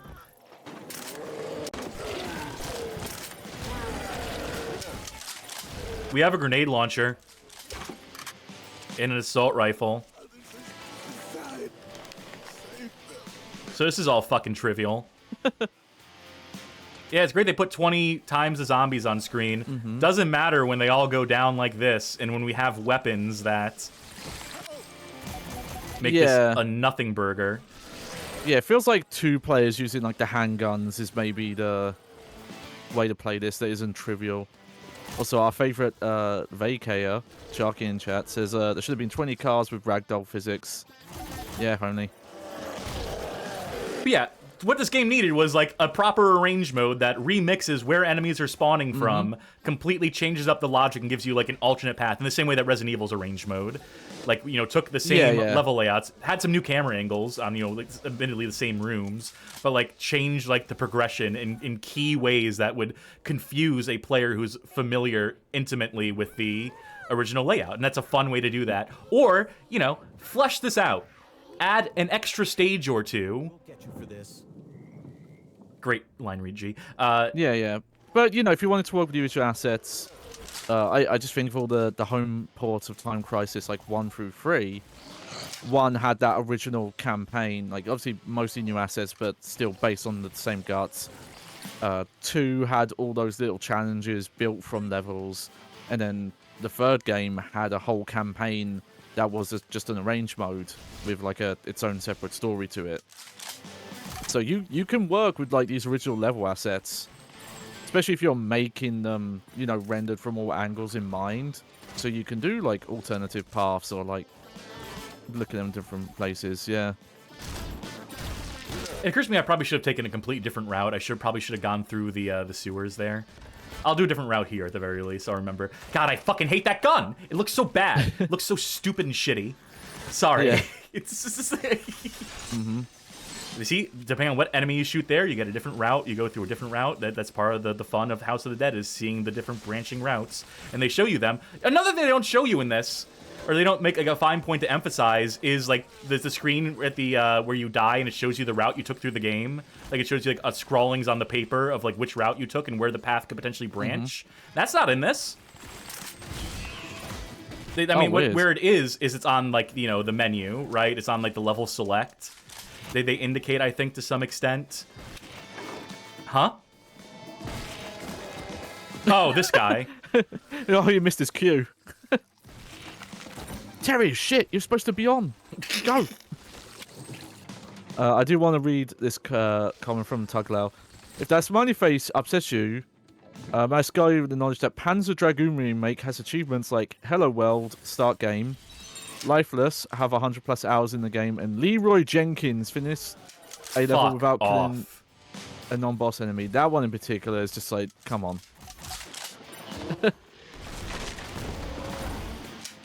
Yeah, when developers get cutesy with things, like when a game is bad and they have the audacity to be like funny, it rubs me the wrong way. But also, like, you know, when a game is meant to be like tonally one thing, and this is, you know, like cheesy horror. This isn't like, you know, deeply terrifying, but you know, it's going for something. The game should take itself seriously. Oh, Triple AAA says there is a flashlight hotkey in this version. Oh yeah, I forgot about that. That's strange. I completely forgot. Yeah, that's yeah. There's this. So I guess it remedies how dark the game is and how ugly the game is, right? Yeah. But it also makes the game look a lot worse as well when it just like full brights the enemies. I completely forgot, because why would I use this? Why would anyone use this? Chuck also mentions there are 4 bespoke mods for this on Nexus Mods that makes the shading and colors shitty. Yeah, that makes sense. The quote arcade mod, the one that lets you use, you know, aftermarket light guns like the Sinden or the Gun 4IR, I believe also modifies the game in a similar way. I'm using the crossbow. Also, this weapon is marketed as one that makes it easy to kill bosses because it does supreme damage. Look at his health bar already. Yeah.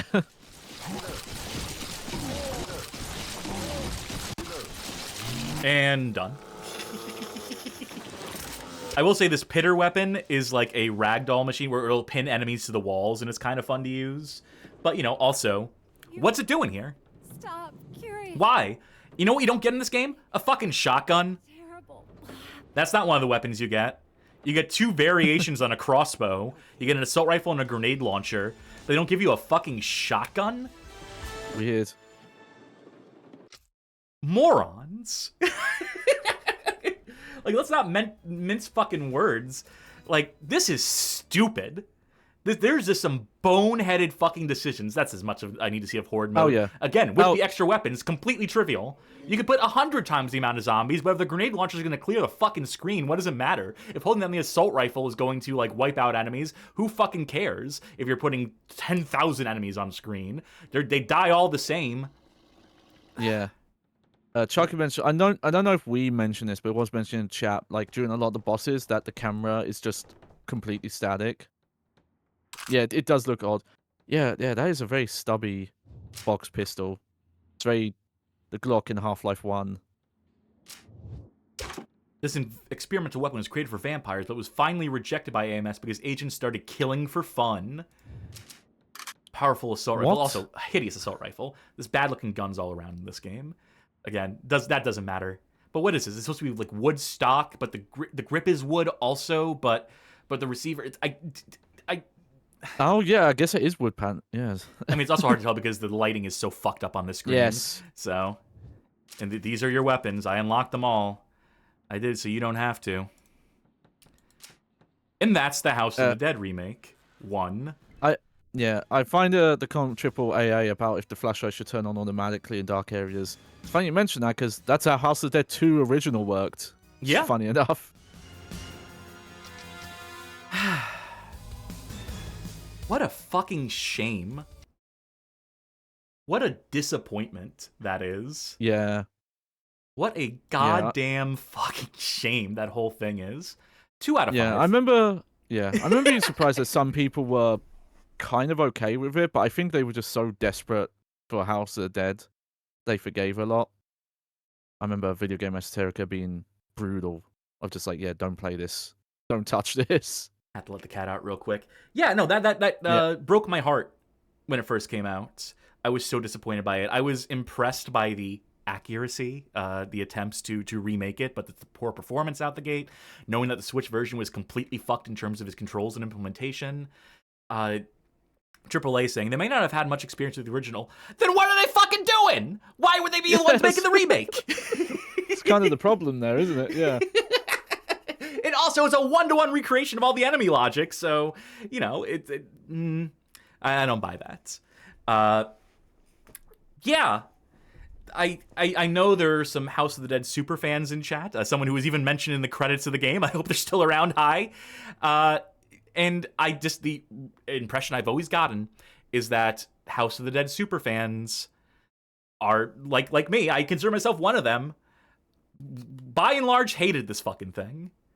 I think a lot of us were willing to tolerate it at a moment in time because, you know, if all we had legally speaking was like the Saturn version and Windows versions, that, you know, it's nice to have something, you know, even if it's like basically like Sega spitting on us, you know, in the middle of the desert, if you're like deprived of drink, you'll take Sega spitting in your mouth and call it water, right?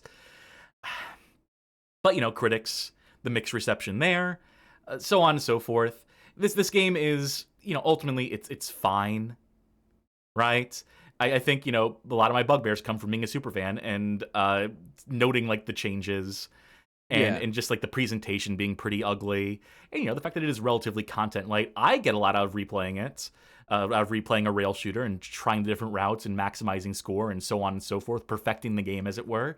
But you know, for a casual consumer, you can see why reception to this from the broader public, people who are not diehards for the game, would still be mixed. Would still be, you'd have people who are talking about the value proposition as a big negative for it, the lack of content on offer, the lack of meaningful like motivation to replay, because the horde mode is simply not. It just isn't. It needed a proper arrange mode, as we were talking about. But oh, okay, Multi-Brawler says, yeah, they basically copy-pasted a bunch of stuff from the wiki for the enemy and character bios and wound up adding myself and some other folk after they got called out. Yeah, that sounds about right. It was pointed out earlier that the character bio for Rogan mentions that he's an ex-AMS agent, which makes no sense in the context of the time that this game takes place in. So there you go. Yeah, good to know they didn't ask permission initially for that. Because I wondered. We likened it to the case of Microsoft Game Room earlier, but yeah, it happens more often than you think, folks. Wikis just plagiarized for actual commercially released games in the year of our Lord 2022 when this came out. I can linger on that. I can continue to complain about that, but we have more gripes. We have more to litigate right now, and we also have more history to get to. So that came out in April 2022. And remember, when they first announced the House of the Dead remake, they announced it alongside House of the Dead 2 remake. They announced both of them concurrently. It would still take 3 years for the House of the Dead 2 remake to come out. What was MegaPixel up to in those 3 years? Let us count the ways. I'll also mention, because I forgot to put this in the notes at this point, but they also announced Panzer Dragoon 2 Zwei at the same time. That was originally slated for a 2021 release. You'll notice that game is still not out yet. We'll get to that in time too, folks. But for now, let's highlight a few highlight games from MegaPixel and Forever Entertainment in between these House of the Dead remakes. First one I want to mention here is Hollow 2, released July 2022. This is the squeakquel to a critically reviled 2017 horror FPS by way of a different Polish studio by the name of MMEU. They put out their little Dead Space-inspired first-person shooter. It does very poorly, critically, commercially, etc. They develop a few other games, this MMEU. They're working on this squeakquel, and at a certain point during development of it, they fold. Company goes out of business. This Hollow 2 is left in the ether. In 2021, development on the game is picked back up by MegaPixel Studio. And retroactively, credit for Hollow 1's development is now credited to MegaPixel on their websites, implying that MegaPixel at a point in time absorbs this MMEU studio. This is confirmed in some capacity on the Steam community forums for this game, in particular this post, where you can see one of the developers on behalf of MegaPixel, who's responding to someone on the community board saying, this project looks to still be alive after, it comes out that they've picked it back up, and they're talking about putting out a demo. They confirm that it's coming out multi-platform. I don't know if it actually does that, but basically just shows that MegaPixel picks up the reins to finish developing this game, which releases and is just as hated as Hollow 1. This game is apparently all-time fucking awful. I have a review from Nintendo Life's Ollie Reynolds, who gives the game a 3 out of 10 and writes, Hollow 2 could and should have been a vast improvement on the first game. With poor visuals and gameplay that frankly feels like a chore to play, there's little here to convince anyone looking for a new FPS on the Switch. There are small hints of a good game bubbling underneath the surface, and perhaps with more time and diligence this could have seen the light of day. As it stands, Hollow 2 fails to address the glaring issues from its predecessor, and should be left well alone. So it did not set the world on fire with this, but hey, gave them an excuse to incorporate some new folk into their studio, some new folk into their fold to bolster their team. Maybe that means that Panzer Dragoon 2 Zwei will come out that much sooner. We move along to Front Mission First remake. This is a remake of 1995's Front Mission on the Super NES by way of G-Craft and Square, not yet Square Enix, but Square, released in November 2022. Actually, that's a lie. It's actually not a remake of the SNES game. It's a remake of the 2003 PS1 remake of Front Mission, called Front Mission First. Front Mission, it's a series that is not particularly popular in North America, and the capacity of these not having been translated, localized for us for a while. We did get Left Alive. That's part of the Front Mission series. That's due to show up on this show at some point, folks. So maybe I'll play some of these Front Mission games before then, so I know what the fuck I'm talking about when it comes time to do Left Alive.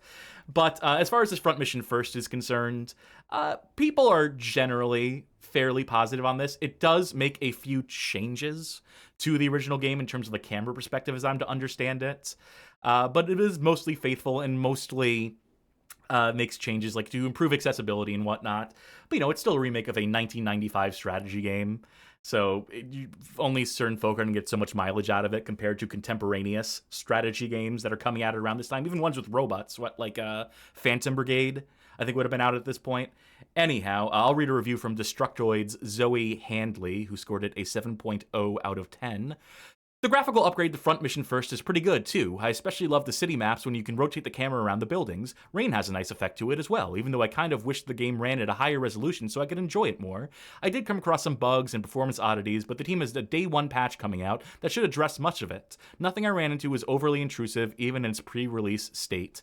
I do wish more was done to address some UI issues. Some important information seems rather out of reach, and while you can buy parts and immediately equip them, if you want to reconfigure from there, it's an entirely different menu. There are annoyances that seem to stem from the game's origins, but they aren't deal breakers.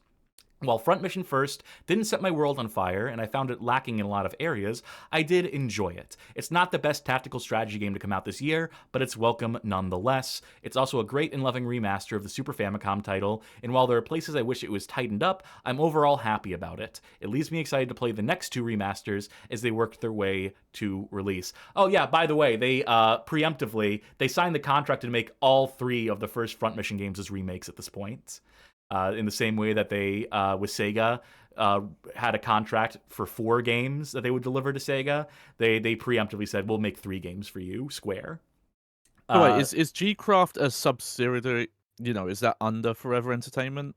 No, G-Craft is the original developer of the original Front Mission game. But they did the remake, yeah. No, also, MegaPixel did the remake. Yeah, that's what I meant, sorry, yeah.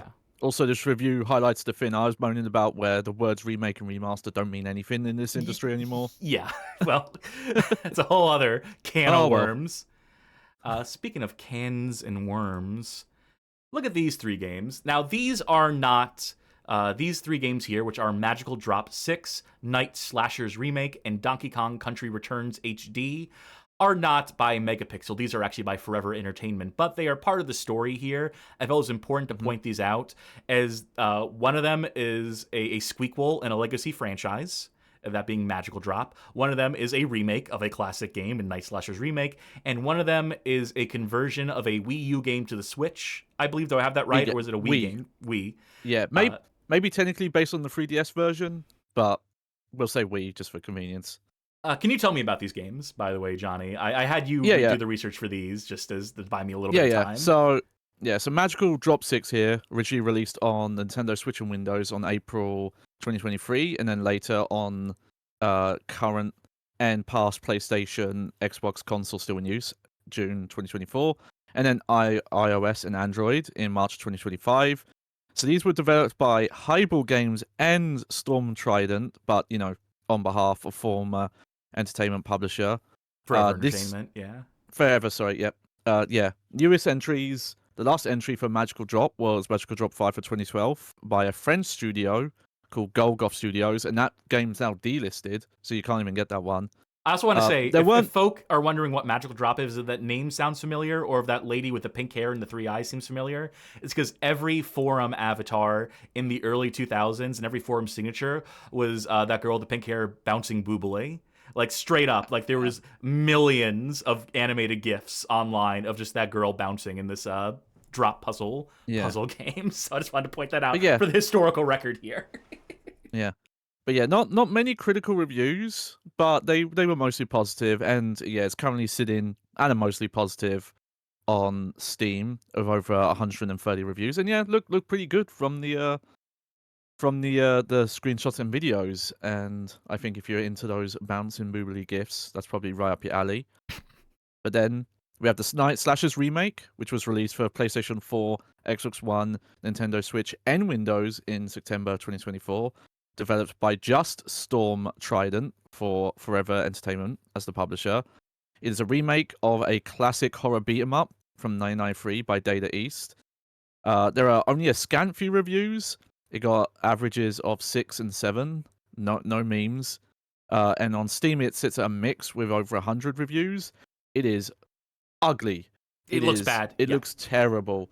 They did hand-drawn art over the sprite graphics, and it's not good. It doesn't even look like that. It looks like a pilot for like an Adult Swim show in the early 2000s that didn't get past like the pilot. That's brutal. That's the most damning Yeah. indictment I've ever heard. Yeah. It looks like that. And then the odd one out here, Donkey Kong Country Returns HD, released for Nintendo Switch in January 2025, developed directly by Forever Entertainment. This one, as you might suspect, widely reviewed by critics with an average of 77 on Metacritic. Reviews seem to say that it's a decent upgrade in terms of like the visuals, and it retains the gameplay. One or two mentioning it might be slightly harder because it no longer uses motion controls. But most of the reviews more talk about how Tropical Freeze is just such a better game. So re-releasing this older one that's like not as good and feels dated by comparison at like full price was more the question. Yeah, egregious, But one would say. Yeah, but I get the impression it's like, if you got Nintendo looking over your shoulder, you can't really fuck up. So, thank you, by the way, for looking into these. Mhm. And this just speaks to Forever Entertainment's pivot at this point into becoming a remake and remaster house, or even a conversion house in the case of Donkey Kong Country Returns HD, which is, or, sequels to legacy franchises in the case of Magic Drop. They're dipping their toes in a lot of different pools here. Yes. And they're going outside of Megapixel, outside of one of their internal studios to do it as well. They're experimenting with highball games and Storm Trident, and seeing if they can maximize their output at this point. All these games came out in between 2023 and 2025. Right? So they're rushing these things out. They are like a machine at this point. Especially, considering the Nintendo Switch eShop, which they are like proliferating. They are prolific in their dumping of games onto that platform, into that service. And so at a certain point, this breakneck output has to catch up with them. Shadowgate 2. This is a game released for Windows in February of 2025, developed by Forever Entertainment in collaboration with, again, Highball Games, who had previously worked on Magical Drop 6, as well as a Care Bears game that they worked on. Shadowgate, a legacy franchise. Another one of them. It's originally a 1987 ICOM adventure game. And it had some number of remakes. The first game, it had some number of remakes and sequels in the years to follow, being a sort of classic of the adventure game. But this being a numbered squeakquel, this being the follow-up to Shadowgate. This game is completely unpromoted. There is absolutely nothing in the way of marketing for this game as it comes out. It does not get sent to any critics. It does not get announced. It just comes out. And just on Steam. They don't even bother bringing this one to the Nintendo Switch. And that's probably because this game is straight up unfinished. They put out an unfinished game on the market. This is it. This is apparently just completely broken, and there are just like parts of the game where there's this placeholder assets and complete lack of animations, and is apparently just like one of the most disappointing squeakquels of all time. And the only reason why you don't hear more about it is because no one knows this fucking game came out. This game has a grand total of 26 reviews on Steam. Like fucking AI-generated porn games on Steam get more attention and more reviews than this. For what it's worth, those 26 reviews average out to a mostly negative score, believe it or not. So yeah, I'm curious as fuck about this one. Had no idea this fucking existed until doing the research for this as well. So yeah, we will have to look into this at a point in time and figure out what the fuck went wrong here. It's also funny considering Magical Drop 6 has like over 100 reviews on Steam. So what I think this points to is, at this point, I mentioned that something had to give in terms of Forever Entertainment's output. And yeah, I think the fact they're willing to put out a clearly unfinished game to just quietly release it and let it die shows that they are not like caring enough about their quality of output, about quality control at this point. I mean, they care enough to not put this out on the consoles, to not let this like get out there in a way where people are going to notice. But the fact they let it release at all instead of scrapping it is an interesting choice. One that clearly did not serve them well. and one that they, are only lucky has been buried by the passage of time. What they couldn't get away from, what they would have a harder time burying, is Front Mission 3 Remake. Now, obviously Front Mission 2 Remake comes out at a point, it has mostly reception similar to the original game, but with Front Mission 3's remake, we start to get into some trouble. This releases June 2025, again developed by MegaPixel, getting back to the MegaPixel story here. Or MegaPixel, fuck, I did it, I fucked it up. We've been making that mistake for like a month. It's tough. It's a bad name for studio, folks. Anyhow, this comes out on the Switch in June 2025 and across other platforms in January 2026. When it launches, it has mixed reception, much in line with the previous Front Mission games. But someone recognizes something in this game. It is not long after its release on the Switch where an observation is made by one Cullen Black on behalf of RPG Site. You may be looking at this bottom left image. You know how I have the screenshots next to the box art. That's a weird picture of North Korea. That's definitely not the right portrait they're using, and what it is like this is like a classic image. This is a classic photograph. Why does it look weird here? Did they alter it to try to avoid some sort of legal trouble, or to not get in hot water with the... Well, okay. So, AI upscaling, folks. So, the original game has a lot of digitized art in its capacity as a game from the late 90s, early 2000s. A lot of pixel art and in very tiny resolutions. And, it would take time to redraw those, to recreate. And there's a lot of assets in this game, especially if you use the in-game web browser that exists in-universe in the game. To where most of these assets originate from. So, how about you read, Johnny? Can you do me a favor and read for Cullen Black of RPG Site and the observations they made? And you should read through that, click through that article, folks. I linked in chat and in the description of the YouTube video, because it is exhaustive in documenting a lot of the AI upscaled assets in this. Yep. All right. So, quote, "It appears that publisher Forever Entertainment and developer MegaPixel Studios SA decided to feed all of the game's original 2D art assets into some form of upscale algorithm, sometimes dramatically altering the content of the original image. The results are mixed, to say the least. We can most immediately see Forever Entertainment's approach with the character portraits, which seem to be an upscale of the pixelated ones used directly from the PlayStation 1 original. Algorithm upscaling has been used for many PlayStation 1 era remasters, given that the industry has a pretty bad track record of retaining source code and having access to high quality original assets. This is a Johnny note. Square Enix, in particular, really bad for that. Yes. These portraits are decent at best upscaled, but not incredibly offensive compared to other examples shared later in this article. Besides, maybe a high quality sprite sheet for every sprite no longer exists. It's not until you dig into Front Mission 3's network menu that a more obviously glaring issue with this remake rears its ugly head. For those who have never played the original game, the network is an internet browser packed with in-universe websites to expand on the lore of the game. In these web pages, originally were low-resolution images, often of photographs or drawn art. The remake now contains, let's say, in heavy quotes, enhanced versions of these new images, somehow recreated for the remake.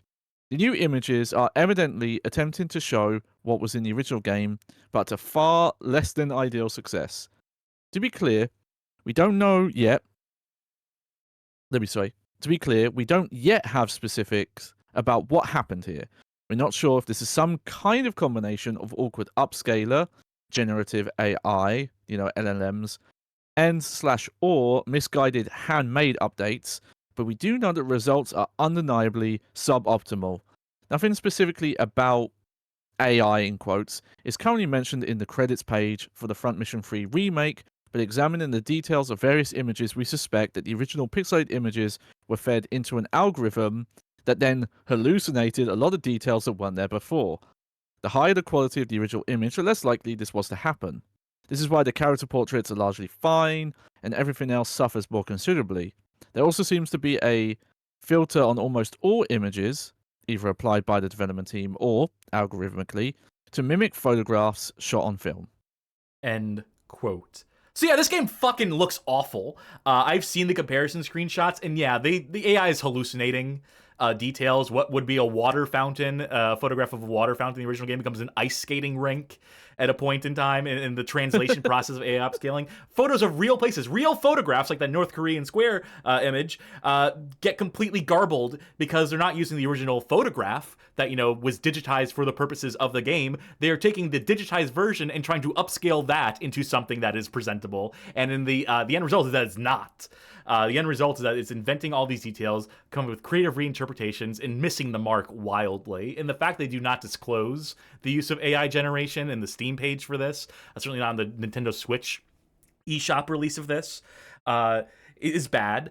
That this was very embarrassing for Forever Entertainment, I'm sure, and for Square by association, who probably chewed them out for this shit, because remember, this comes out in 2025. So by this point, we are already well past the point of people being like aware of AI and heavily scrutinizing use of AI upscaling and image generation in use for commercial games. And, you know, I don't think Forever would have cared if they didn't get caught. I'm sure that, you know, within the company, they were fine with MegaPixel doing this, so long as they did it in a way where no one would have noticed. But the problem is, people noticed. That article came out and made the rounds. These images in particular that we're showing on screen right now made the rounds on social media and became a lightning rod for people making fun of this fucking game and be like, who are these fucking hacks? Oh, they're the same people who ruined House of the Dead with their remake? Oh, okay, so let's write these guys off completely. Yeah, no. Front Mission 3, quite a beloved PlayStation 1 game. People were going to know this, so also very bold and egregious of them to do it with this one. No doubt. But MegaPixel still had games in the pipeline. In particular, just a couple months later, we would have the House of the Dead 2 remake, right? So here we are. It's time to talk about this fucking thing. And you know, as long as we're here, should probably do a bespoke title screen for this one too. Released August 7th, 2025 across the Switch and PC, with releases on other platforms coming October 24th, 2025. Again, releases for the same suite of platforms, again developed by MegaPixel Studios and published by Forever Entertainment in conjunction with Mike Royds. This is the big one. This is the one where people were aware now of who MegaPixel were, and with the previous game as a point of reference, were coming in with their claws sharpened. For this one, people were going to be extra aware of and extra critical of this release. You know, House of the Dead 2, also for what it's worth, you know, is more readily accessible, has versions of it you can play already that are mostly accessible and that mostly do a good job recreating the arcade game. So this has less reason to even exist. But they were contractually obligated to make it. They were stipulated in their contract that they would get to make this game on behalf of Sega. So, I don't have reviews on hand here, but I will say that, again, this game launches in a completely unforgivably broken state, especially on the Switch, but especially on PC, where this game releases completely unfinished on PC, and is still relatively unfinished. Still barely fucking runs, and still has levels that are just missing assets completely, and has some of the most egregious issues with aiming with its mouse implementation I have ever seen. It has the issue that the Switch has, where just your crosshair will drift, and this is going to be a constant thing we are dealing with in this fucking playthrough. Say something nice. You said you can swap to the original music in this version? Yeah. There it is. There you go. Great. That's the one. Now, of course, we're not going to do that. We're going to let this soundtrack play out. But yeah, this game was not warmly received. If people were tepid about the House of the Dead Remake 1, this one pushed a lot of people over the edge. And deservedly so. Because if the first one is underwhelming, this is a downright fucking abomination. We're going to play the PC version of this. We're going to get into it. I'm not looking forward to it. But it has to be done, Johnny. Yeah. The truth has to be known about this. I mean, we're not the first people to point out this game sucks, but Oh no, but far from it. it was but... like when it did release and hearing about it, it was just baffling just to hear. Wait, it's somehow worse. they did worse than the first one. Oh, Blahat says if you get a perfect clear, I'll gift subs. Define perfect. I can maybe do this 1 credit clear. I can't even promise that because this game also does more to fuck with the difficulty. I will say this one is a little harder to 1 credit clear because of factors. So I may not be able to live up to that. It's a good challenge, so I like it. I like being motivated. I do like a challenge. So I will take you up on the challenge at the very least. I need to get this game to actually show up. Yeah. Yep. Yeah, okay. Stream didn't see that. Looked like the game almost crashed there for a second, but it somehow recovered.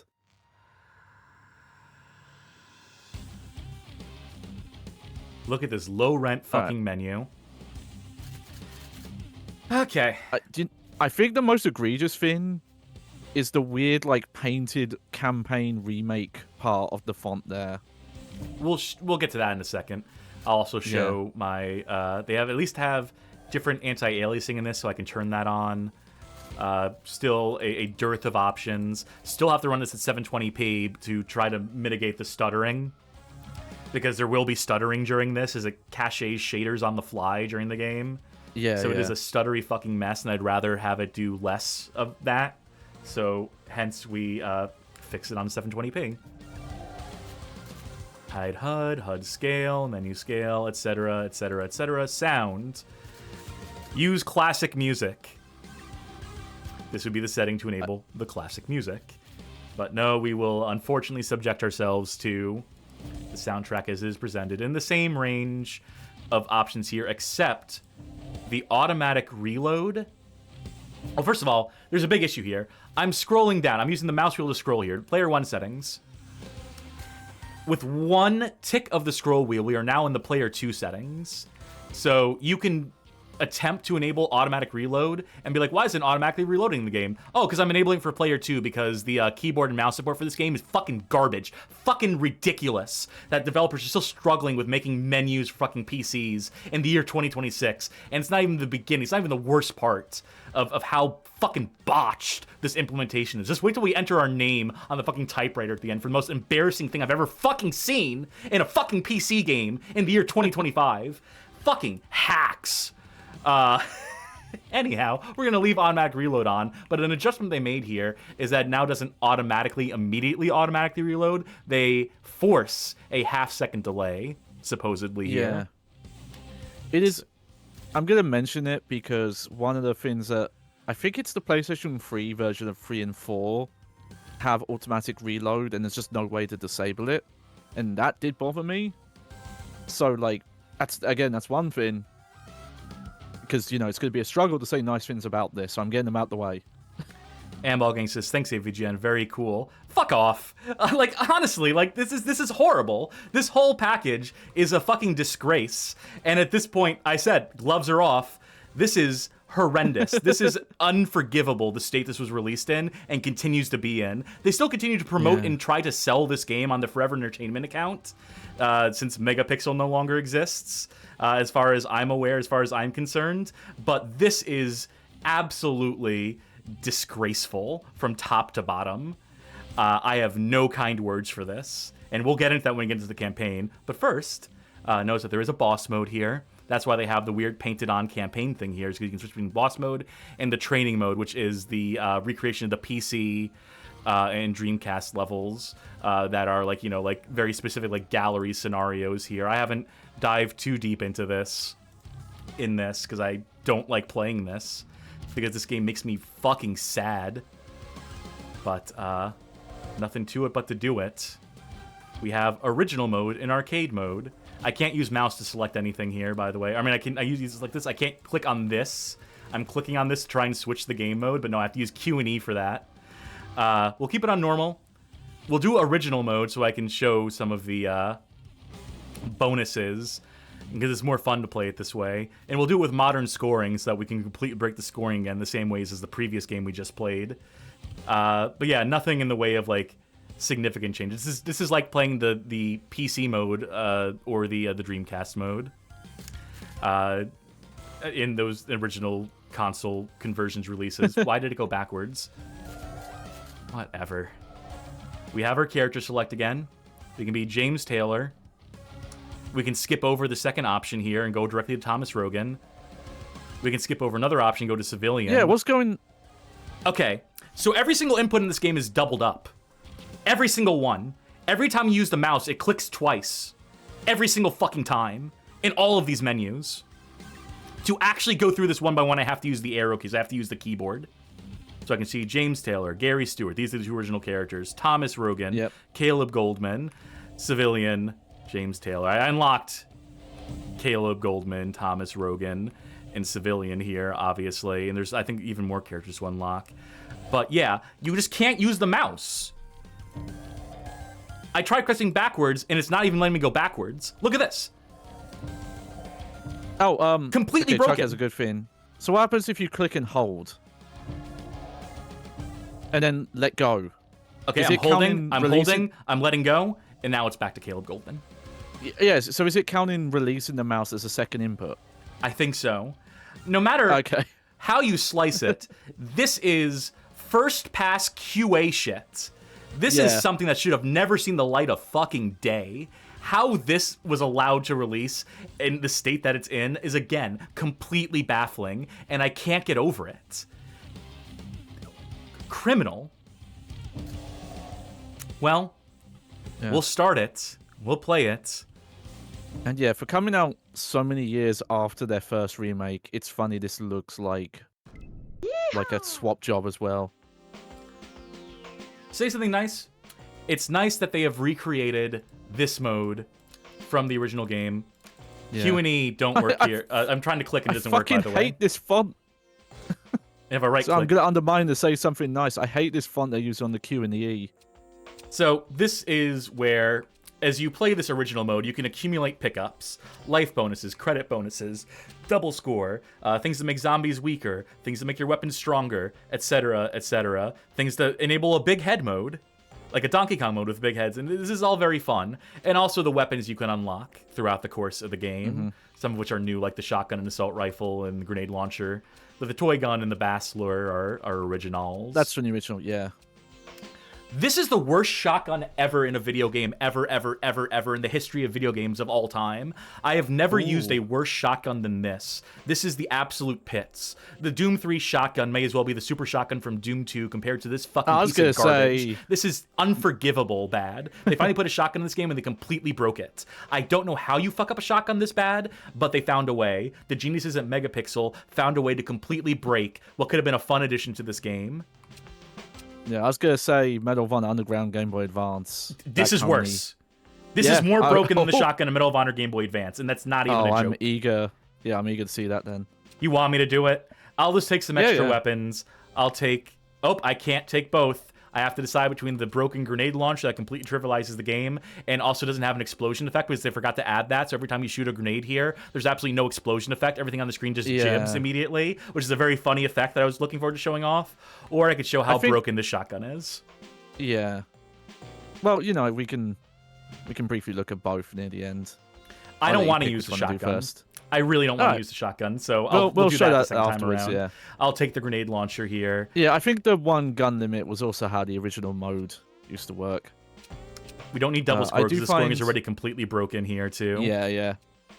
I do find some earlier comments we had about the, like I said, the aftermarket light guns. This apparently developers said, "Oh, we plan to support," and then seeing basic stuff like the menus not working. Okay, and another change they made. Fans already modded that in as well, so. Another change they made, you have limited supply. You have to keep replaying the game and picking these power-ups up rather than just unlocking them outright. The weapons you get to keep, mercifully enough. Also, it unselected the fucking... Maybe it's certain versions, but at least the Wii version works like that as well. Does it? Okay. Yeah. I don't even know what I wanted. I'll take nothing. I'll take a life bonus. Why not, right? I'm not even going to need this, but... Let's press tab to confirm. The difference here also, this is where you could unlock like the alternative skins as opposed to just putting them in the menu. That's maybe a nice change because that does give you like permanence with the skins. What was that fucking riff? That's sick is what it was. I noticed like the music when you're browsing the trunk there was the same, but that riff, I don't know where that's from. Also, what is this? That's supposed to be a mouse. That doesn't look like a mouse to me. That icon. New voice acting in this. I've already taken care of you. This is only the beginning. You are next. Get them! It's not good. Oh, it switched me to the... I want to use the pistol for the most part. So the original game is known for its hammy voice acting. Reload! Yeah. They How could anyone do this? attempt to make it more serious here. To make it more straight. Except for the parts where they don't and they try to ham it up. James, I tried. Don't underestimate. But it's weird. It does just like visually look worse. Yeah. Looks like G's infiltration notes. And I'm not sure why, because I feel like the texture detail might be like on a technical level higher. Harry and Amy are... The facial animations are definitely worse. Hurry, go! Thanks, G. It's a weird middle ground that pleases absolutely no one. Voice acting this sucks, but not in a fun way. Yeah. I don't want to die! My God. It just doesn't hit. At all. Yeah. This is like that PlayStation 4 PSP version of Symphony of the Night that changes the voices. It just doesn't work. And unlike House of Dead 1, I feel like those original voice samples are fine enough. You can get outside that way. So this is already feeling awful. Look at that color change as we went from outside to Yeah. inside. Reload. Look at these stilted-ass animations. Look at these awkward... Look at the way my crosshair moved. So this happens every time there's a cutscene. I'm going to let go of the mouse after when the next cutscene starts playing, and we'll see what the crosshair does. Just super pay attention to this. Bloodstains. It recenters here, Reload. but occasionally it will just start drifting to the sides of the screen. Yeah, but also it recentering automatically is not good. Yeah, so it means you can't pre-aim like we were doing in the previous game. Yeah. I imagine the mods to make this work with those light guns probably had to fix that, because that would be awful. Yeah, I hate how these... Like, the specific House of Dead 2 shirtless Gene zombie is such an iconic looking zombie design, and I hate this version. It just... They've gone for a different... No photo mode in this either. Shit. Oh well. Yeah. I was Like I gonna think point the photo out this mode... wanted sign for the magician. Yeah. So goofy. Thank you. Please take this. Yeah, I get the Oh, feel... there's my could be crosshair at wrong. the bottom of the screen for some reason. Hey, there We're it having is. to correct for that literally every time they do one of these cutscene transitions. Yeah. Seems like my device had no effect. I cheated. Like that, okay, that voice, the effect they put on it always sounded goofy, but they didn't do a great job emulating it here. It sounds more nasally here than it's supposed Speaking of not to. doing a great job emulating something. Oh yeah, here we go. So this boss fight has a fairly set routine. You need to try and shoot this little guy here. His puppet Koarl will march towards you. If you can shoot him while he's like flying around in the background, it means that Koarl took a step back. But if he starts getting faster, he will start to do a thing where he gets harder to hit, right? And then eventually what happens is in the arcade game, he'll get behind Koarl and command him to attack. And Yeah, that like, gives you just behind the a neck. full second, or maybe a half a second to a second, to where you can shoot him to deal the damage and avoid the attack. You may have noticed we had 5 frames in this game in which to possibly prevent this attack from happening. This is now an unavoidable hit for me. Yeah. Yeah, the whole point is like, that's supposed to be the easiest point to hit him. Yep. Like, So there, I can wait for it. I can know he's gonna be there. If I'm just spamming, I have a chance to hit him. But this completely changes and disrupts and ruins the fight. yeah. If you're someone who is reliant on that window, it fundamentally changes the way you have to approach it. And this is also a lot harder to hit him in. I can do it because, you know, I understand, like, when he comes from that angle, he's gonna come from the screen top left. Look at this! Why did we have to wait for him to recenter the top of the screen to do this animation? It looks so fucking janky and bad. Amy, Harry. I'll kill you, but then you'll fly away so you can go to the top screen so you can die. What's going on? Right? Don't know, but it's very similar to the 1998 Curian case. That case? James, go and prevent the confusion in the city. Okay. Let's meet at Sunset Bridge. We're counting on you, James. No more fooling around. God, that voice acting is so bad. Harry, in the original game, is an icon. I love him in his delivery. He is so funny. He is so monotone. And they try to recreate the monotone here, but they just don't nail it. It's just not funny. It's not bad enough to be funny, and it's not good enough to be, like, an improvement. So what are we doing here? But where they absolutely, unequivocally ruin this. Oh, AAA points out, see that kid in the top right corner, how he's a kid? How he's like a little kid, right? Oh, right. They swap out those models in the game because they don't want you accidentally shooting kids like you can in the original arcade game. So now they're just teenage guys, or they're just adults. So that model there that we're seeing on the screen, not actually in the game. Completely different model. He's the guy that ran out of that building before and was just a guy, was just an adult. Yeah. But where they really fucked up here, what is unforgivable in redubbing this game is what they did to my man, Caleb Goldman. One of the greatest performances ever in a video game from this man, from this unnamed voice actor in the original game. And look what they did to him. Dogs of the AMS. Time they made a move. He now has a weird southern accent, and he's trying too hard to be bad in a way that doesn't work and is somehow not as bad as the original performance. Yeah. Reload! Reload! You think that was enough shots? Do you think I saved this guy? Thank you. In the original game, the zombie would fly off the windshield when you killed him, so you would know that you saved the driver. No need for that here. Also, thank you for rescuing me. That's a classic. I hate the change there. Also, we lost Don't Come. Reload! The best NPC lines. Reload! Yeah, I don't know what they were thinking with Goldman. Reload! It's like they thought he was supposed to have the voice of that old guy who shows up in, like, secret endings in... Oh, the stuttering there. Those are some real-ass frame drops, folks. Oh, okay. Yeah, I've been quiet about some of those because sometimes that's parsec, but good to know that was just the game. Reload!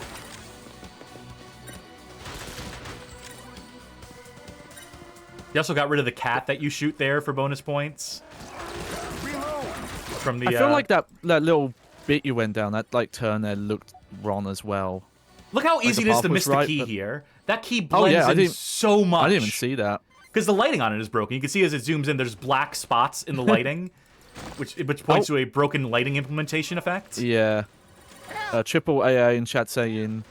Oh, that's the kid. That's supposed to be the kid, right? This is supposed to be the kid again. Still inside. Yep. Don't worry. Yep. I'll get him out. He animated like a fucking poser model. Reload! I'm not even, like, funny at this point. I know I'm not funny at this point, but I'm just so mad. His animation just stopped. Yeah. He just tweens off screen. We're flying right over the Sunset Bridge. Like, yeah, like their first remake actually had, like, okay NPC animations. Need to hurry. It's so strange they went backwards somehow. And yeah, Triple AA mentions that some parts of the level would fail to render day one around this area. I did notice, not fail to render in, but like the water you could briefly see on the left was just like a bright blue. It was like blue energy drink, like sports drink.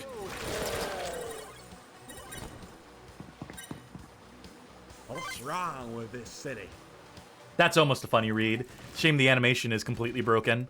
like everything Yeah. else in this fucking game. Why is it so dark as well? Because right they now? fucked up the lighting implementation completely. Yeah. What? How did he attack me? Sorry. Yeah, that's funny. Tuglaw in chat just mentioned in the first one that armless zombies can hit you. That was way worse. That was a pair of torso-less legs. zombie. That was just a pair of fucking legs. Ass kicking contest, I guess. Yeah, House of the Dead 2 does not take place at night. Thanks. Sunset Bridge is just ahead. Clearly a Polish guy trying to pretend to be Italian in this. It's supposed to take place in Venice. Even though they don't say it, it clearly is. Yeah. Also, look how dark this is because I shot that light out. Oh, hell yeah. Do you need to use your flashlight button? Is that the problem? Is it not automatic? There's no flashlight oh, no. button! They took Don't it have out! This game needs it desperately, and they forgot to put it in this one! They put it in the original game, but not this one. Fucking hacks. Fuck these losers. I don't know. I'm curious if you're going to go down the path where the flashlight is supposed to be. Yes. I can definitely do that for you. Who turned off the lights? This scene, this barrel barely cresting over, you would be able to see the zombies at this point, at least like barely. It's just, I'm losing my mind. I have so much shit I want to complain about and say. Also, I'm taking damage that I should not be taking at this point. Because they also up the HP values of every enemy in this. So they take way more shots to kill. It just feels so different from the previous game that they just put out. The House of the Dead Remake 1, the one we just played. It feels like a completely different game. It feels like a worse game. Seems like Goldman. Now, granted, I could have taken a damage increase to mitigate.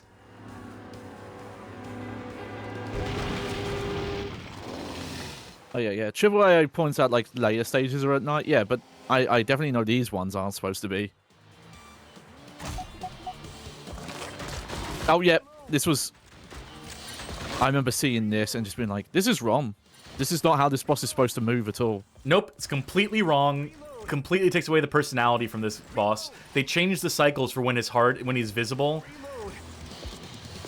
Also, like, someone's just like, yeah, the spear should just be green and glowing. Why?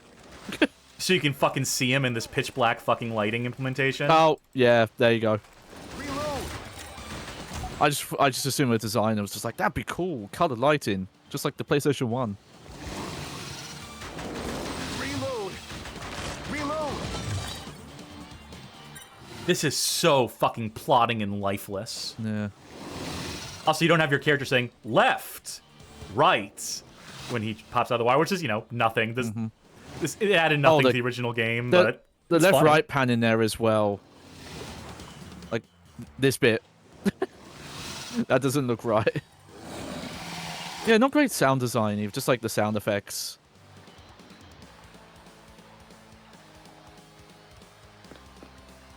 Don't care who it is. No one's gonna get away with this. So far, so good. So far, we haven't failed to save anyone. Oh, okay, interesting. I don't know if it'll come up, so I'll mention it.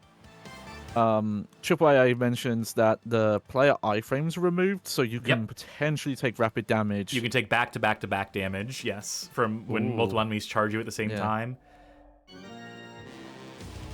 Use your brain. Unlike creatures, you have intelligence. More can be said for fucking the team at Megapixel. Heyo! Just re-copying text from the first one there as well. We get another Goldman speech here, but then what we get after this, you know, botched Goldman speech is the botched version of Harry's incredible speech, where he delivers all the exposition in the game in the most dry, bad, mispronunciated, stammering monotone. I know it like the back of my hand. I have this entire game script memorized. Well, the 1998 Curing case. Guess who's behind it? It was Goldman. Goldman is head of one of most eminent financial group and expert on genome theory. We have to stop him. That's pretty close. Let's see how they do it in this game. Hasn't it? My friends from the AMS. It's me, Goldman. Oh, that table. It's me, Goldman. Curing case? Guess who was behind it? It was Goldman. He's the head of one of the most eminent financial groups and an expert on the genome theory. We have to stop him. It's close, but no fucking cigar, buddy. Okay. Also, shooting enemies preemptively in this stage is where I'm most likely to fuck up. Because these enemies, for whatever reason, will dodge hits. The water somehow acts as some sort of factor. Right, James? Yeah. I'm hanging on. It's this shot in particular. If I fuck up saving this civilian, I'll be calling my shot because it's so fucking botched. Help me! Help me! Got lucky. Thank you. Half the time it won't recognize those Was headshots. that Gemma? Reload! Oh, that guy always showing up in all the games. Also, these guys can attack you from way too far away. The point at which they register you taking damage is fucked in this. It doesn't look right at all half the time with these underwater enemies, which is a big part of the problem and why I take unnecessary damage here. Yes, this is Amy. Yes. I could be wrong. Is there some original animations Left a message for us. they've tried to use in some places? From Goldman? Look at Amy's arm clipping through the boat. Yeah. Coliseum on the north side of the city. The Colosseum? This is a cutscene! Might be a trap, but let's go on. Do your fucking Like, yeah. jobs! Like, yeah, not all of them, but like for example, like when the NPC was waving, the animation at least looked very close to the original. But the problem is, Where did I it take doesn't damage fit this from? art What did I style. take damage from? What hit me there? What fucking hit me Axe. there? A fucking Yeah, axe? I couldn't snatch fucking thrown. see it. It didn't go through the enemies over there. James, over there. Reload! Reload! Yeah, 20 shots to kill that guy. Yeah. Jesus fucking wept. I was really worried there because I was like, well, it should be dead. It's not. Reload! Also, do you notice me trying to use a grenade launcher? Reload! Notice how there's no explosions ever? Yeah. I wasn't sure that's what it was. Here we go. James, you go from the underground passage. We'll go this way. Okay. I'll call you when something happens. No! Reload! Oh. My friends went inside, but they're not back yet. Polish developers. Go. That's so weird because the first game didn't even have that issue.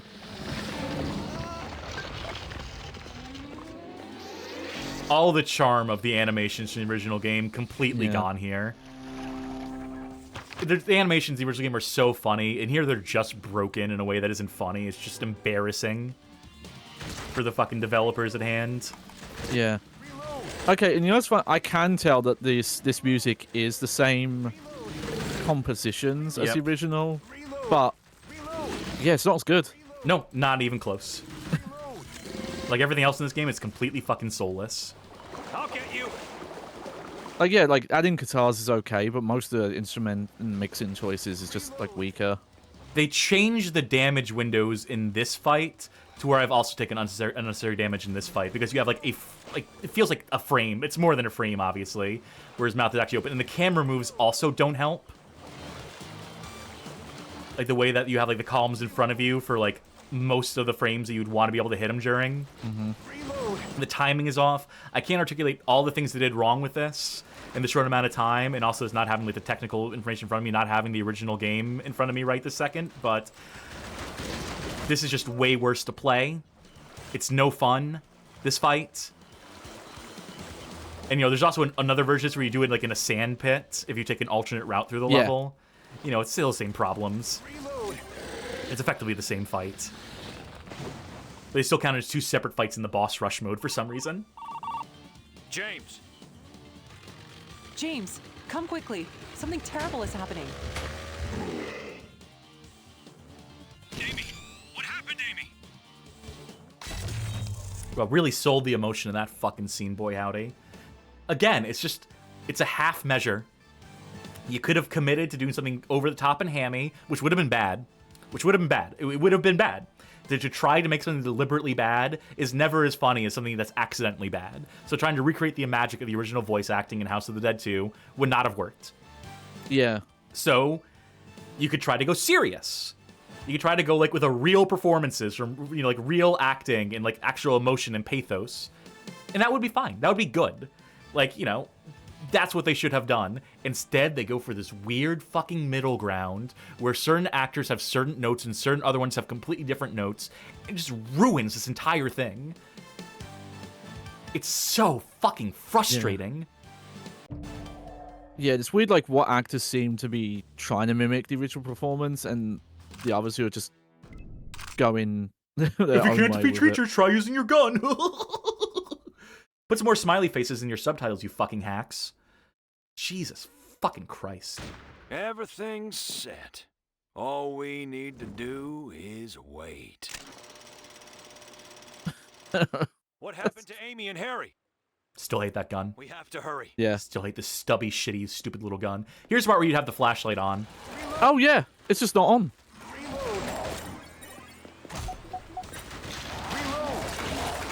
Reload! Reload! Reload! Reload! Reload! No! Did I save him? Oh, yeah. Sometimes I fuck Yeah. that one up. That's a hard one, even the original, to be fair. There's another hard one coming up. Did they spell Colosseum wrong there? Yes. I believe they do. Good.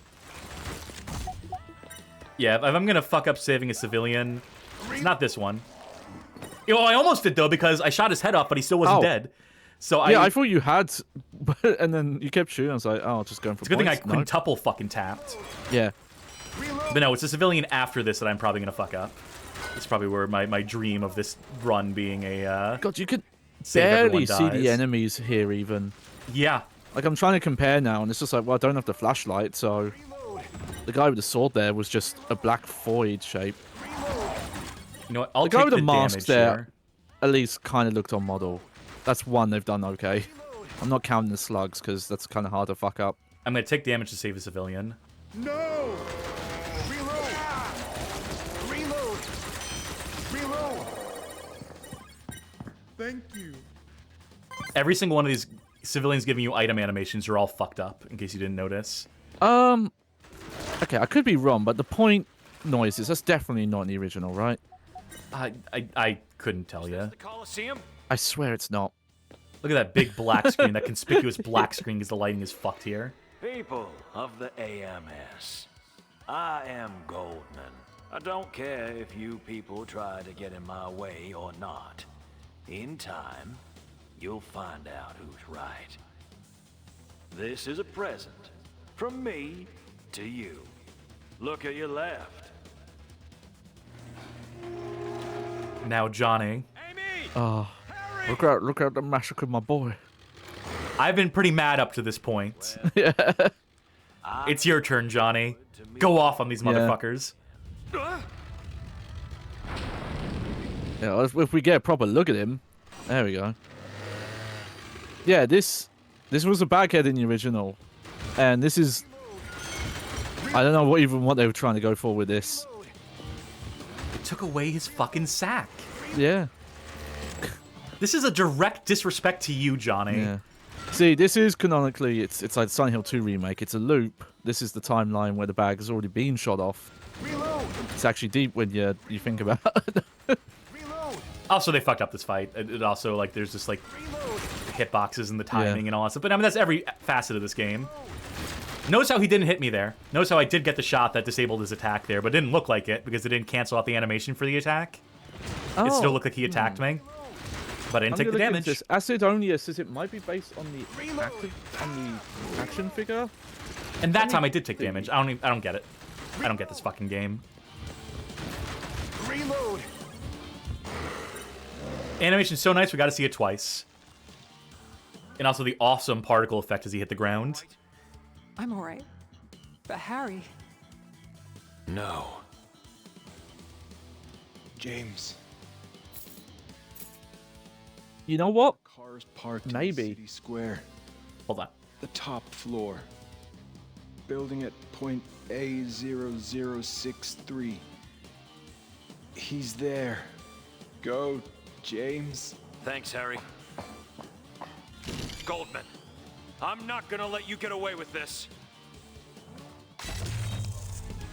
Oh, there you go. Okay. Yeah, I looked at the action figures and no... Do you know what it actually looks like? It looks like they based it off of the like reinterpretation boss that's in House of Dead Overkill. That's like a tribute. Yeah, maybe. Because like even in the action figure, it's like very obviously like a sack like tied to their face. By the way, can I just say, no more civilians in the game. I saved them all. We got it. So as long as I don't die, as long as I don't lose a credit, I can get the bonus room in this one at least. So our emperor shall awaken soon. Hurry, friends.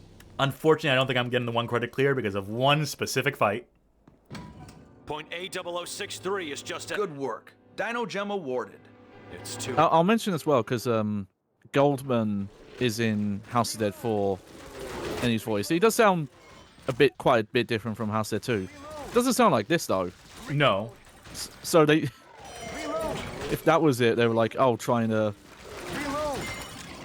You know, like, make it all fit, like, later canon. Like, no.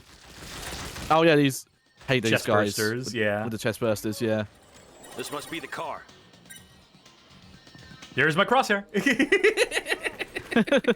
Reload.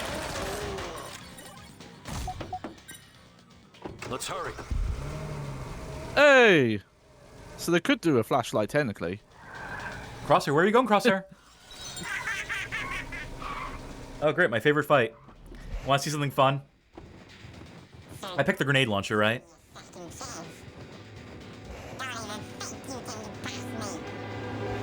So there is a fix for the issue of them fucking this fight up and the timing and routines of it. Oh, yep.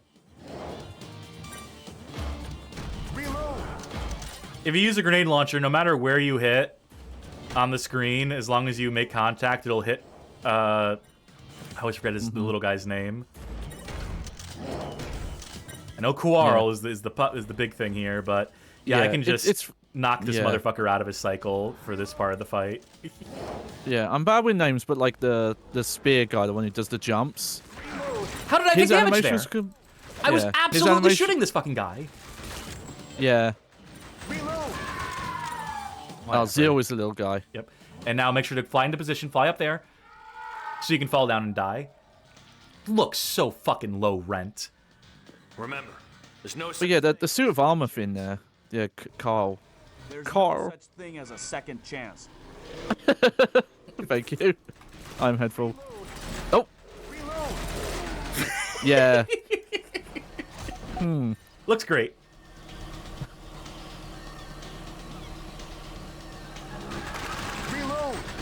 These guys are very obnoxious. Yeah. But yeah, it's weird that Carl there... I'm just going to say Carl. That's always how I hear it. Like, his animations were actually pretty accurate to the original, but this guy... They just did their own thing. Reload. Reload. Reload.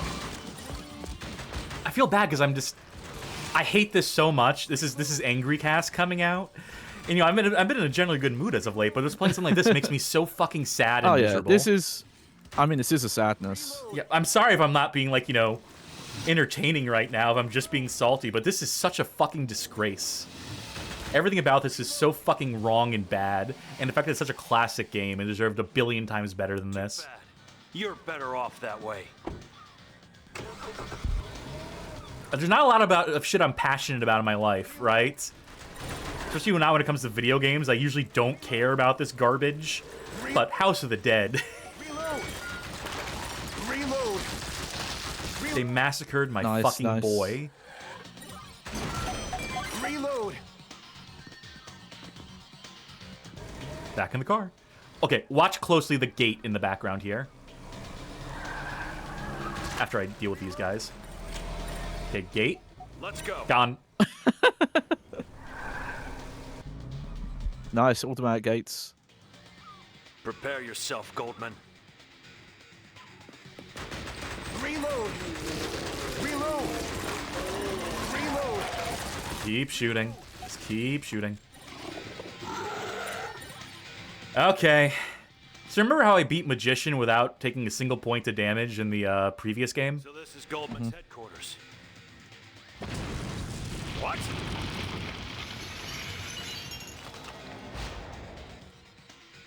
can't be. You're... I've been waiting for this time to come. You have no future. The model looks slightly better here, but it still kind of just looks like a guy in a suit. The Emperor will. Like in a Sentai show. Alright, let's use the same tactics from the previous fight. Oh god, they really fucked up his theme here. Reload! Reload! Yeah, because honestly, I think, like I said, I've not played proper House of Dead 1, but the impression I always got was that this magician fights easier than House of Dead 1's version of him. Yes, because he's only the penultimate boss in this. Yeah. It's... I can't hit it! I know exactly where I should be aiming, and I'm hitting him during this, which should cancel out his fucking animation. You know, if we're using the previous game as reference, and yet, every time he gets me on this one, even though I know for a fact I am shooting him in his fucking weak points, I'll switch weak points. I'll switch to the fucking left leg. Even though the right leg should work perfectly fine. Still fucked. What am I supposed to fucking do here? I don't know where they want me to be aiming, because I'm aiming for the fucking weak points. I've not been able to one credit clear this fucking game because of this asshole. Also, these attacks, which don't even register as projectiles because they have a transparency effect on them, and also half of them go off to the side, so you don't know which one direction gonna hit you or not. Hate it. Hate it, hate it, hate it, hate it, hate it, hate it, hate it. Only man himself can control its fate. You're nothing.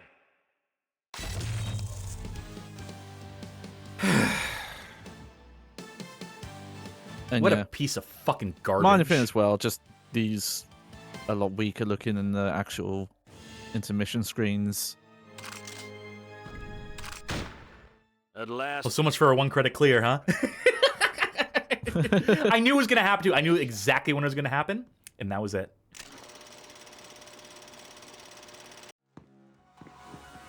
It's like they're inviting us in. Also, these enemies, for whatever reason, are just really hard to hit. It's like they're inviting me in. I know they have like a weak spot in their head where you can see their brain and the rest of it is supposed to be like metal, but for whatever reason, like the timing is off or like the hitbox doesn't work or something. Not these guys, but the guys that are very similar to them. Yeah.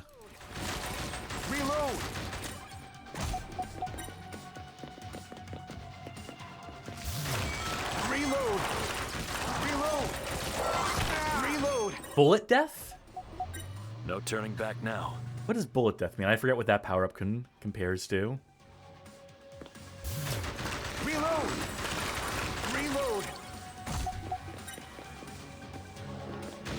Now, I forget, do we get the bonus room since we saved every civilian, or because I fucked up the one credit clear, do I not get it? I'll know. I think... Yeah, I think it's saving civilians, but...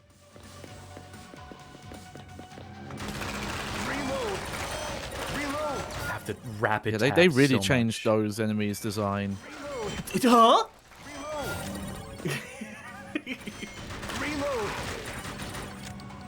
The damage here is just bullshit. Hits I would absolutely not be taking the original game. In the original arcade game at that. What is this place? Like, it'd be one thing if they consciously said, let's make this game harder. We want to make this more difficult than the original game, you know, as part of, like, you know, incentivizing replay. But no, it's just clumsy programming. The problem is that it's not a conscious effort, that the mistakes here are mistakes. That the changes they made are just because they're doing a bad job copying the homework of the original game. That's purely and simply and absolutely what the case is.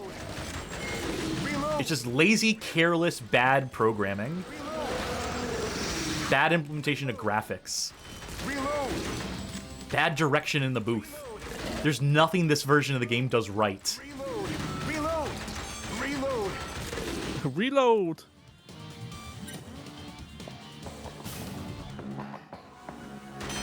Reload! Did you see how many shots I did there to not kill that guy? Like, my most recent experience with this would be that Wii version. And that one ends up being slightly harder, mainly because, again, not using an actual light gun, so you have to deal with, like, cursor lag. Also, something so about you lucky... could definitely take... we got incredibly lucky with is that there are times where the camera won't move in time and enemy projectiles will hit you from off screen, like that guy up there, that if I had failed to kill the guys on the left and right quick enough, he could have been tossing projectiles that I had literally no chance to react to from the top of the screen because I wouldn't have fucking seen them because the camera would have been down here. And that can happen at multiple different points in the game, especially in that water level. Yeah. But, so that ends up making the Wii version, like, a bit harder in places. I used a grenade launcher to collect everything in one shot. But there you go. That was the bonus room. I got it. Yeah. But, like, there's damage you're taking here that I don't think most people would take damage in the Wii version dealing with the cursor lag. Friends. Goldman! Do you know what you're doing? I'm fully aware of what I'm doing. Can't you see? Man committed a sin, disturbing the life cycle of nature. The original sin that man is responsible to protect the life cycle. The life cycle? Creature to rule over mankind. This is the final battle. Show yourself, our new ruler, the Emperor. Again, just iconic lines butchered by pronouncing them correctly in this. Rightly so. This is the final battle! Folks, look up the original House of the Dead voice acting. Wedito mentions that Goldman is supposed to wear clear glasses. Yeah, they're kind of taken out from House of the Dead 4, where they do like the anime glasses shine thing.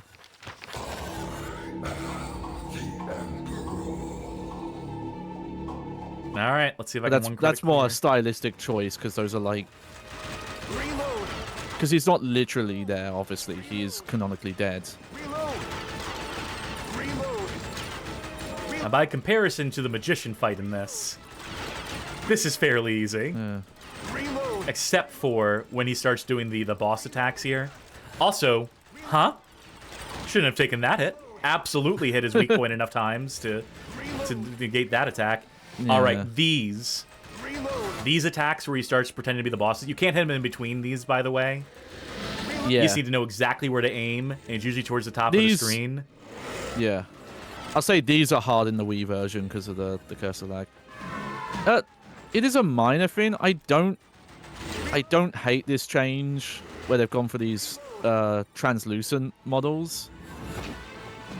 It's like maybe the one aesthetic choice where it's like, okay, this looks more interesting than the original.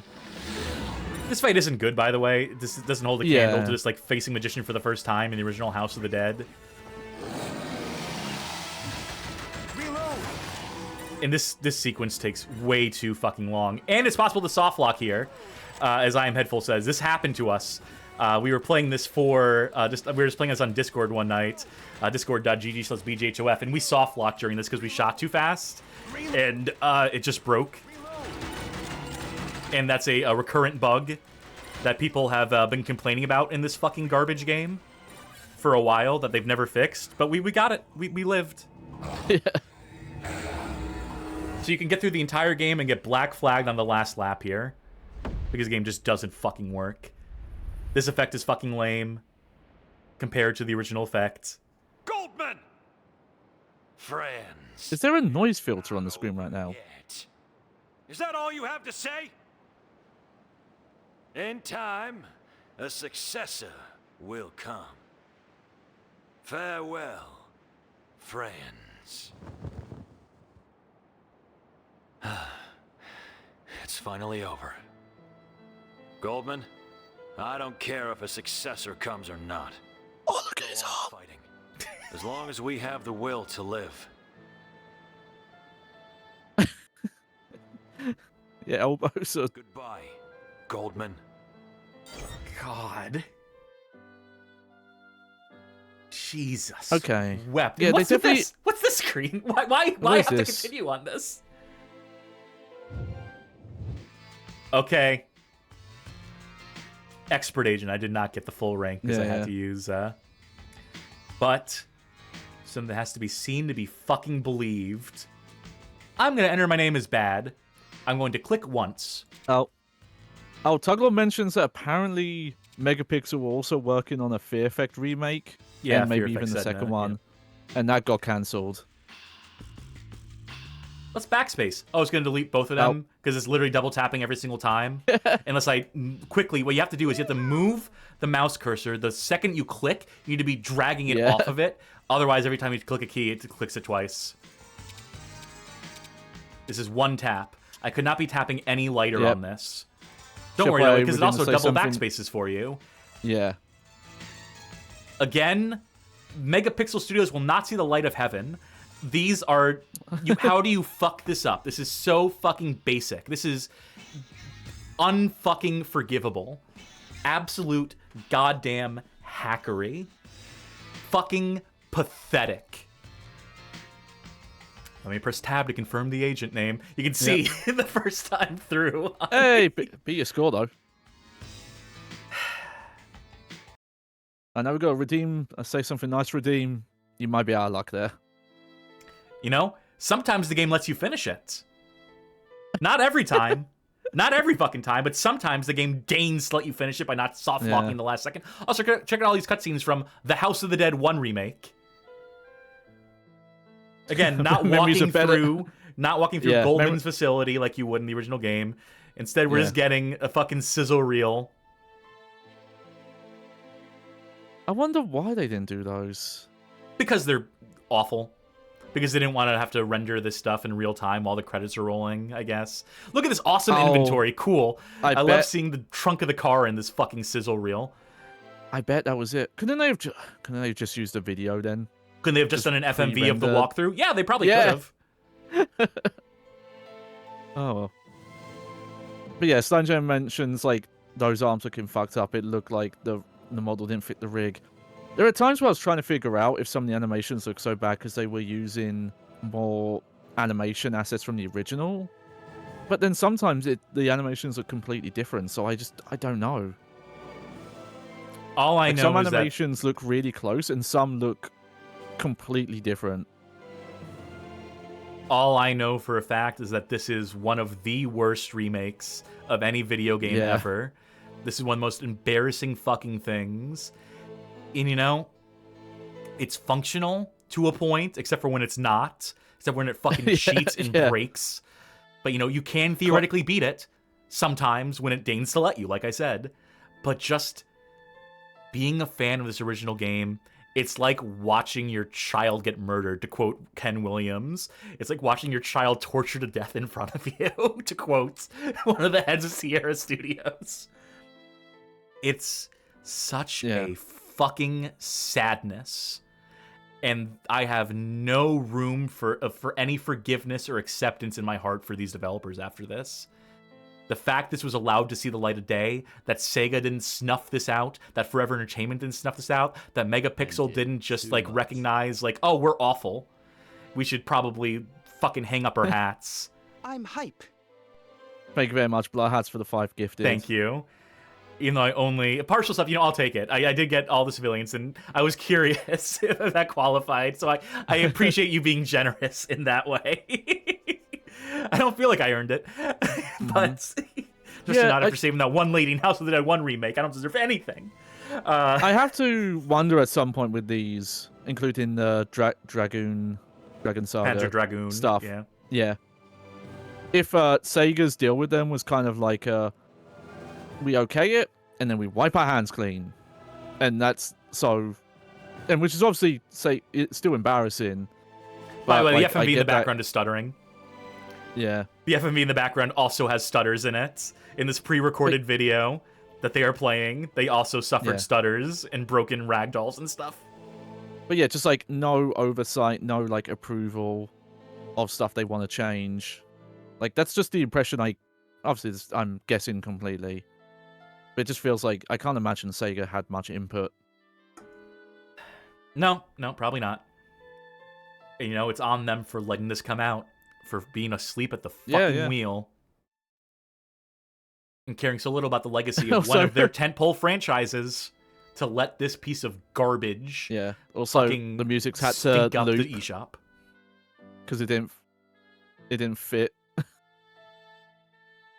Funny how they do it as soon as the music credit for that one music composer came Yeah. up. I'm fucking furious right now at this. It's just you say it out loud that they made a worse remake than the first one, and it doesn't.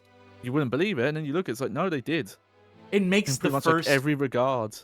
It makes the first House of the Dead remake seem like great by comparison. By the way, this voiceover, these credits, not in the original game, from what I'm to understand. They did not include these are different these. names. Oh no, there were actor what I mean, names in... no, when House of the Dead 2 remake came out, I mean to say, they did not have those credits. Whoops. Yeah, don't credit me on this one.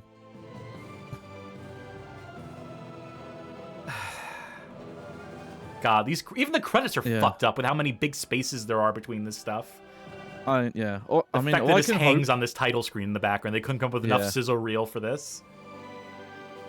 All I can hope is that this industry will move past this remake reimagining thing. We can't have new ideas anymore. We could just ruin the old ones.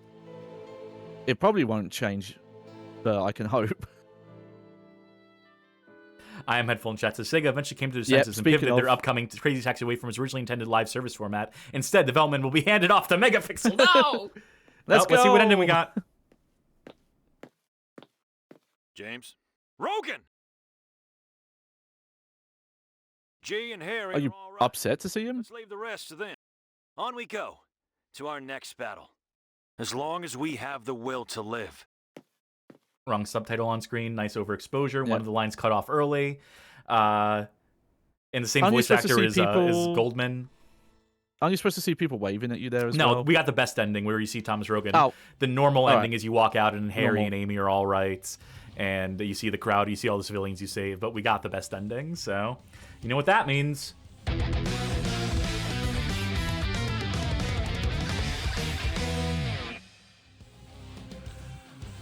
What an abysmal piece of fucking hot dog shit. I hate every fucking millisecond of this. What a completely catastrophic, embarrassing, disappointing, infuriating... Ugh. Let's go to training mode. Let's see what the training one looks like. I'm never going to play these. I'm never going to bother maximizing these. I've done it in the fucking PC version. But I'm absolutely never going to waste my fucking time doing it in this game. Thank you. It's great that it's here, I guess. It's great that they included this for, you know, feature parity with the PC version. Yeah. See, when I see some of these civilian animations, some of them look like they're really close to the animation day of the original. Thank you. And if that's the case, it's like, yeah, it doesn't match this new art direction. Success. Great sense of urgency on that guy there, did you see? Yeah. Like, say what you want about the first one, but it was probably smarter to reanimate everything because of the change in the art. You can't just... You know, that was the big issue with the fucking Grand Theft Auto Definitive Trilogy. It sucks because there's some fun missions in that little training mode. Yeah, but I'll never see what they did to them. I'll never see how they ruined them for this. Because I fucking refuse. What I will do, just to torture myself a little bit more, just to show it off, select Gary Stewart. Gary. Do we want to start from a particular level? Should we just start with the first level? I'll just start with the first level. Let's see that shotgun. Do they let you pick the paths there, by the way? No, that is through gameplay. They're just showing that'd be fun. the paths. That would have been... Sure, that'd be a fun addition, though. Like, once you've unlocked a path, you can just pick it from the chapter select. I'm not going to waste any of these. I'm just going to use the shotgun. Yep. Of the dead. And remember, folks, you know, if you play as a different character, you get different voice acting in the cutscenes and so forth. You get different story beats. We're meeting Chi over there. I prefer to play as Gary in House of the Dead 2. I prefer to play player 2 slot. Because you get some funnier dialogue. This is only the beginning. You're next. Get them! Alright, shotgun time. Reload! Reload! kind of working. It's a double barrel shotgun. Not G. Oh, that's a weird choice with this game. Reload. It has the slightest bit of like spread. So it's not like slugs necessarily. It is supposed to be buckshot of some sort.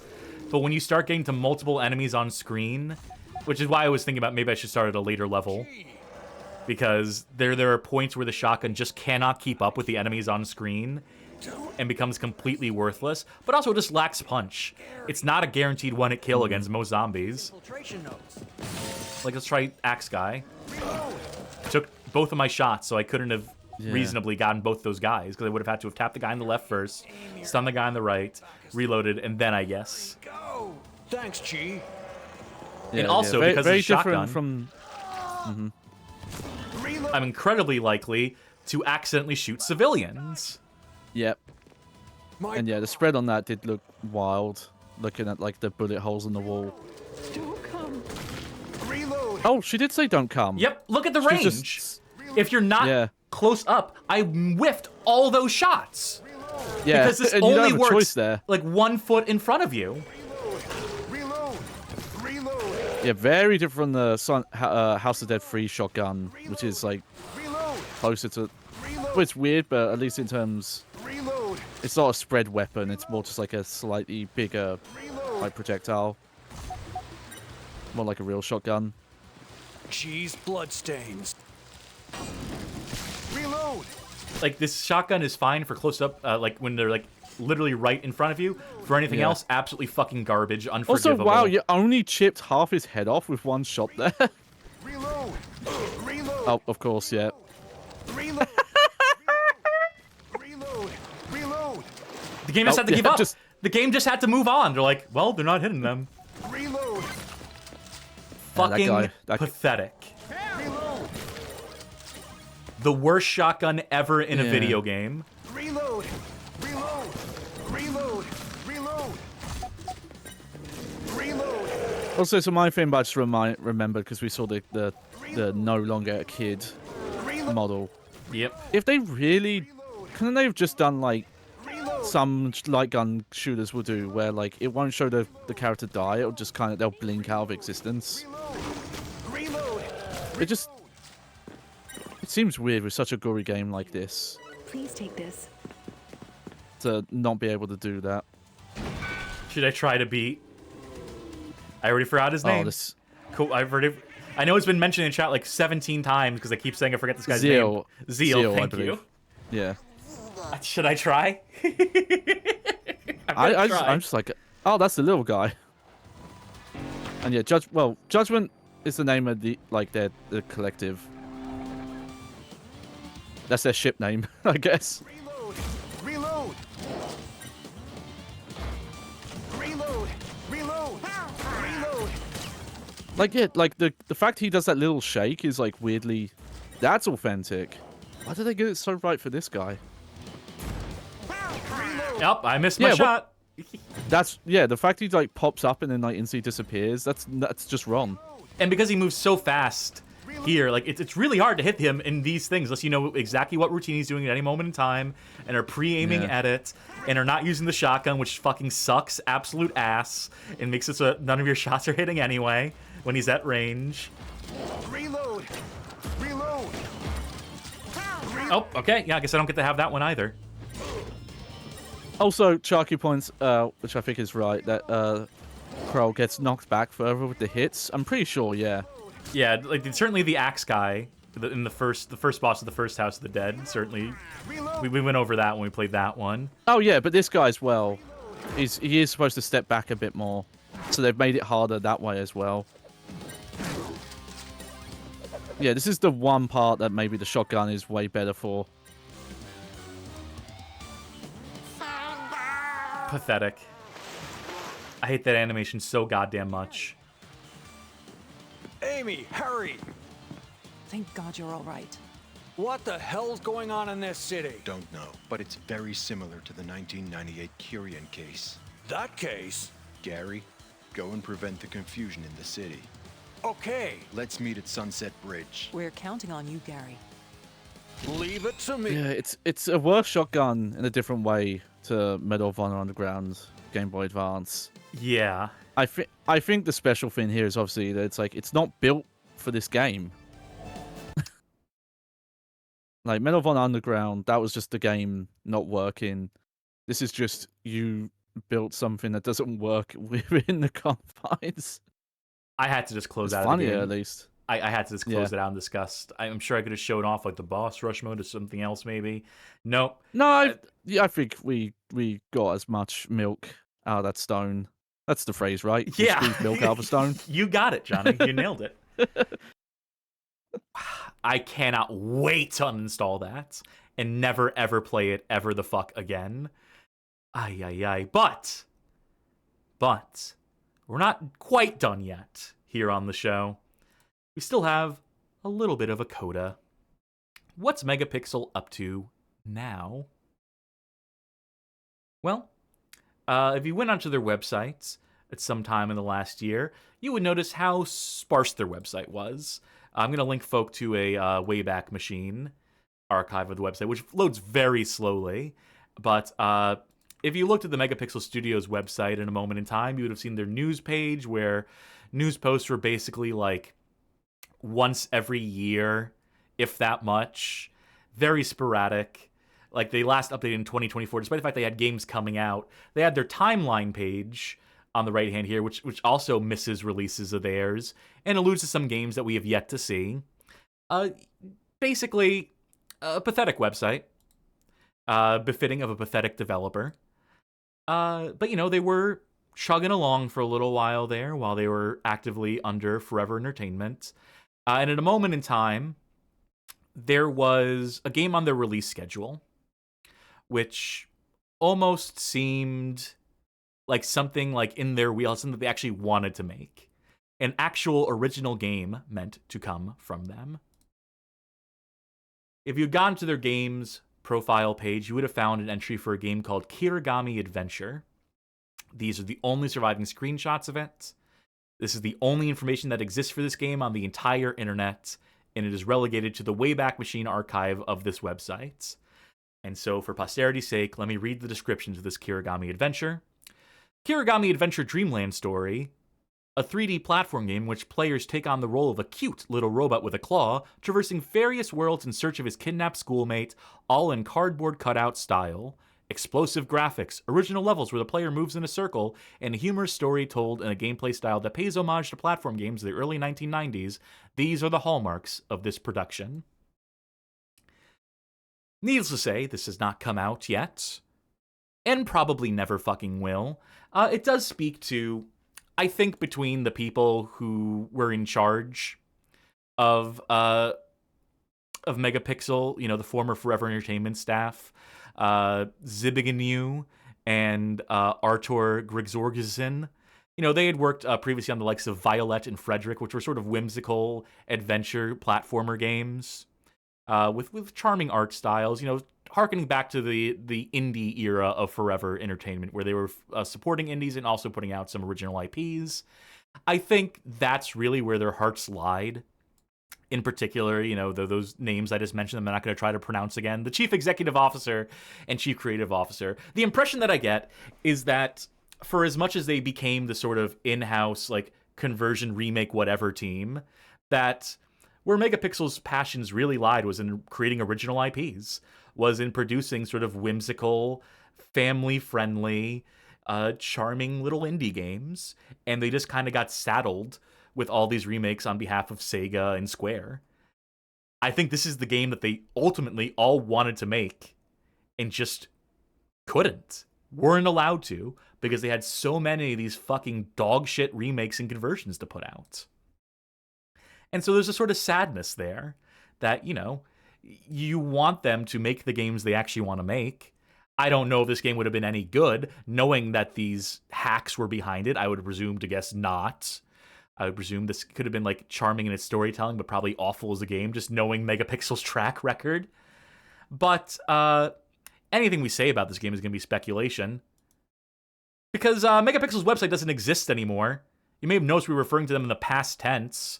Yeah, the megapixel-studio.com website, as of February or March 2026, is now a not found 404 error. That's not a good sign. They just took the whole fucking thing down. And, you know, they still had games on the docket, not just that Kirigami adventure, but, you know, there's a little game by the name of Panzer Dragoon's 2 Zwei remake that they had in production that they were contractually obligate to make. And that presumably has disappeared, you would assume, you would think. Well, not necessarily. There's the slightest chance that Panzer Dragoon 2 Zwei remake comes out based on the fact that Forever Entertainment themselves are still in business and have rolled all of Megapixel's games portfolio into their own portfolio. And they did put out a demo for Panzer Dragoon 2 Zwei as recently as the latest Steam Next Fest that occurred in February 2026. They put out a demo for it. Demo did not go over well. In fact, you could say it was downright fucking detested. It seemed to suffer the same issues in moving from House of the Dead 1 remake into House of the Dead 2 remake as Panzer Dragoon remake would presumably have suffered in coming out with this Squeakquel game, this follow-up game. It got to the point where the demo reception was so disastrous that they did not keep the demo up past the end of the Steam Next Fest. They quickly deleted the page, like as quickly as they could. They took the demo down. You can read on the store page for which still exists for Panzer Dragoon 2 Zwei remake. They have a Steam community post here in the wake of the demo where they say, we're especially grateful for all your feedback, your comments, suggestions, and detailed impressions. Help us better understand what works well and what still needs improvement. This was a post written March 3rd, 2026.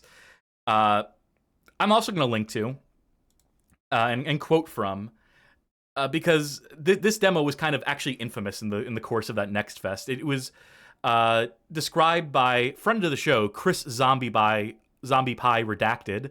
Please check out the Off the Deep End podcast. In writing for Giant Bomb, they wrote a article titled 2026's Most Divisive Demo, Panzer Dragoon Zwei Remake. And they do a detailed write-up of all the history of Megapixel that we covered here, of all that is known about Megapixel and Forever Entertainment, and these contracts they signed. Remembering that, again, Panzer Dragoon 2 Zwei Remake was supposed to come out in 2021! It's 2026 now. So, just 5 years late, right? If it ever comes out at all. And in the meanwhile, they've been putting out all these other fucking shitty remakes, right? You know, they completely botched Front Mission 3 with all its AI-generated shit. They put out that House of the Dead 2 remake, which is absolutely reprehensible, as we just covered. But Chris Zombie Pie gets into, I'm going to give him some of the final words here on the Megapixel story before we go on to speculate, but I do want to read from this article that they wrote. I have no idea why it took Megapixel and Forever Entertainment 8 years to make something that is ultimately going to be indicative of their previous sedulous, albeit often... Let me take that one again. I have no idea why it took Megapixel and Forever Entertainment 8 years to make something that is ultimately going to be indicative of their previous sedulous, albeit often questionable, remake works, i.e. Front Mission 2 and 3, House of the Dead et al. Maybe Panzer Dragoon 2 Zwei got lost in the mix, maybe the money from Sega dried up a bit, or maybe the two realized that the project was a sunk cost given its larger size and scope compared to its predecessor. Maybe they thought they were signing up for a repeat of their last Panzer Dragoon project and realized after the fact that it wasn't the case. But the contract still stipulated they need to release something. The message the demo conveyed to me is simple and one we know all too well at this point. When classic games get remade, if it isn't being done internally in the studio that owns the IP, you're rolling the dice on whether it will be any good. The contracted studios that work in the remake and remaster slice of the industry have lean margins and move from project to project at breakneck pace. The major oddity in Zwei's case is that the involved parties didn't cut bait after experiencing some troubles in development or project priorities and instead went radio silent for years. More often than not, we know it's a red flag that a game is dead. To anyone who was holding out hope that the release of a Panzer Dragoon 1 and Zwei remake meant there was a sliver of a chance for a Panzer Dragoon Saga re-release or remake, I have two things to say to you. One, Sega is highly unlikely to put up the money to make it worthwhile for any of its contractors. Secondly, unless they did that remake internally, a third-party developed Panzer Dragoon Saga feels like an inevitable monkey paws situation. Bringing that game to modern consoles and PCs requires love, not AI or LLMs. It requires real, genuine love. Like most, I'd rather struggle with Mendefend than look at an abomination on Steam that relied on generative AI. Regrettably, as I hinted at in the start, outside of 3 to 4 games, Sega needs to be dragged kicking and screaming to give a shit about any classic games from the Saturn's catalog. Consider for a moment that the most readily available Panzer Dragoon game in its original form is Orta, because Microsoft, not Sega, made it a fixture of its backwards compatibility program. That says a lot to me. Poignant, yeah. Forever Entertainment will persist, will potentially put out that Panzer Dragoon Zwei remake, or maybe not. They don't give a shit. They don't list it on their list of games on their portfolio at this point, even though they do have other upcoming releases on there. They do continue to promote the House of the Dead 2 remake on their Twitter account, as mentioned before. So they're still trying to sell people on that game somehow, and Front Mission 3. Like the fact that those 2 games have been so deeply and utterly embarrassing for them. And, Megapixel never really had a social media presence in the first place, just being a subsidiary of Forever. Whatever promotion was done through the Forever Entertainment channel.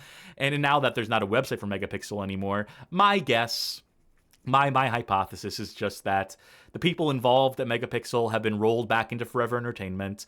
If Forever Entertainment's going to take a stab at any of these further remakes or conversions or what have you, if they're ever trusted with this shit ever again, they'll probably bring on the Megapixel Studio team. They'll probably just do it under the auspices of Front Mission, of Forever Entertainment, or get distributed to some of those other teams like Highball or whatever their name was. But, at the same time, their reputation is completely sullied, is completely in the dirt at this point between these House of the Dead remakes, that Front Mission 3 with its AI asset bullshit, people who are savvy enough to know about Shadowgate 2. This studio has not put out anything of value in the past several years, and certainly has nothing original to show for their work. Yeah, the only thing they've really got going for them was that Donkey Kong Country Returns HD upgrade. And again, I would imagine that's because Nintendo were a huge guiding hand on that project. And even then, most people were like, yeah, it's fine, but why'd you make this? Well, the reason why they made it is because they're one of the biggest game publishers of the Nintendo Switch in the world, baby! 150 published games in the course of 15 fucking years. I mean, that's also weird they're mostly a publisher, but that's one they developed for Nintendo. That's weird how that works. It's a weird situation all around. Drop 6 seems good somehow. It's a weird situation all around, and I just don't see a fucking future, even with Megapixel rolled back into Forever Entertainment. I just don't see a future for these guys. I think their reputation's in the fucking dirt. I think they have a stink about them that anyone who recognizes the name is going to know to completely avoid their projects at this stage. Why would anyone trust these people ever again? Not just on the consumer end, but as a publisher, as a Sega, as a Data East, as a whoever owned the rights to Shadowgate that licensed it out to them to make Shadowgate 2. Why would anyone ever work with these people ever again? It's clear that they are putting in, even if their products are on time, which they're not. I mean, we're, again, 5 years late on that Panzer Dragoon Zwei remake. But, let's say that House of the Dead Remake 1 and 2 had come out on time. Let's say that they did. I don't know whether they did or not. I don't know what the projections, original release dates planned for those were. I mean, House of the Dead 1 Remake came out for the 25th anniversary. It came out the year it was meant to, so at least there's that.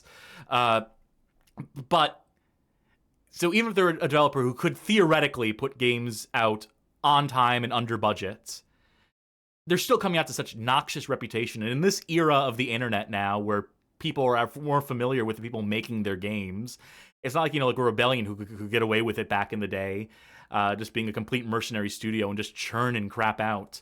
Now people are a little more savvy, and that's for the best, so that people can recognize a company like this from a mile away and not end up, getting caught up in the web, not accidentally falling for their trap for their production schedule and the garbage they churn out.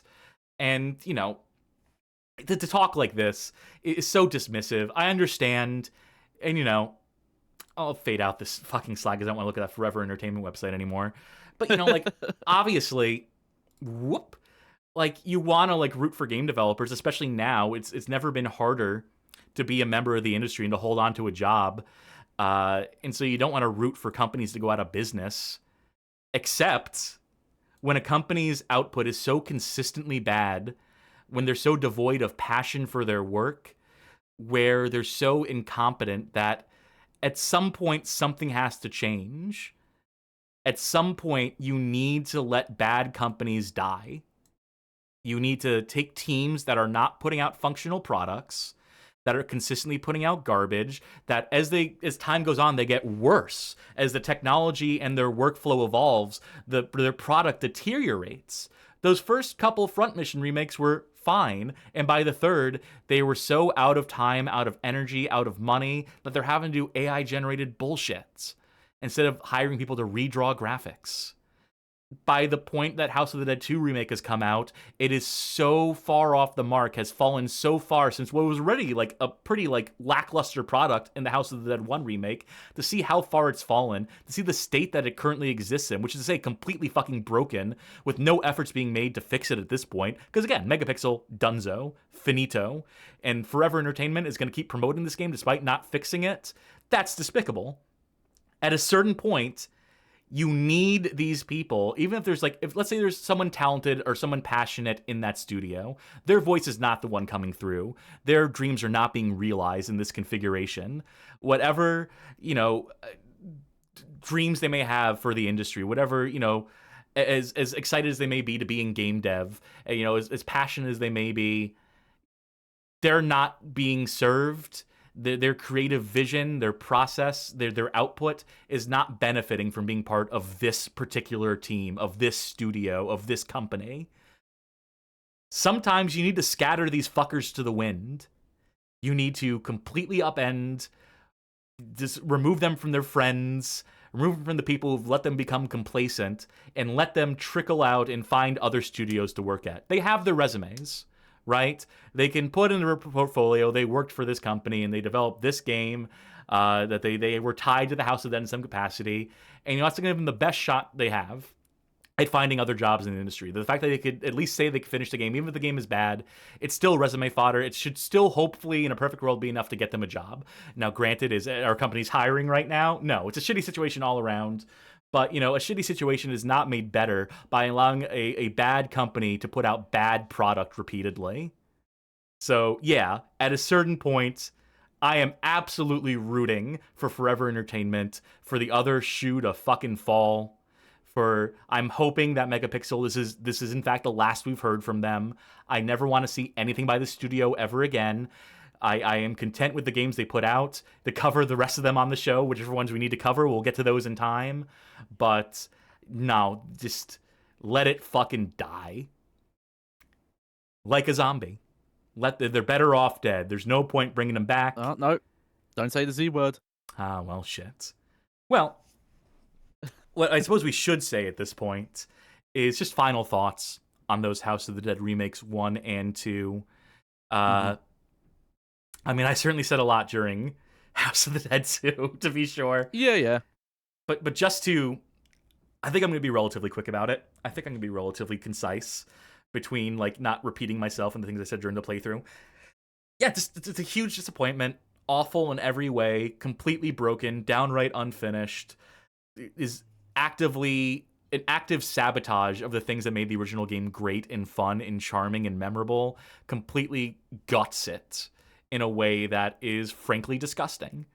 That is an easy 0 out of 5 for me. Has absolutely zero value. It's an active detriment for that thing to still be on fucking sale. It's embarrassing for everyone involved. If anyone had any goddamn sense, they'd take that thing off the market, they'd fucking delist it now. As a yesterday, and certainly not be fucking promoting it on social media. Absolutely unfucking acceptable behavior from Forever Entertainment to continue to allow this thing to stink up the marketplace. This is a call to action. This is absolutely, unequivocally the worst remake I've ever played in my fucking life of anything. It's barely functional. It looks hideous. It does zero anything, not a goddamn thing to improve on the original game. It is all downhill.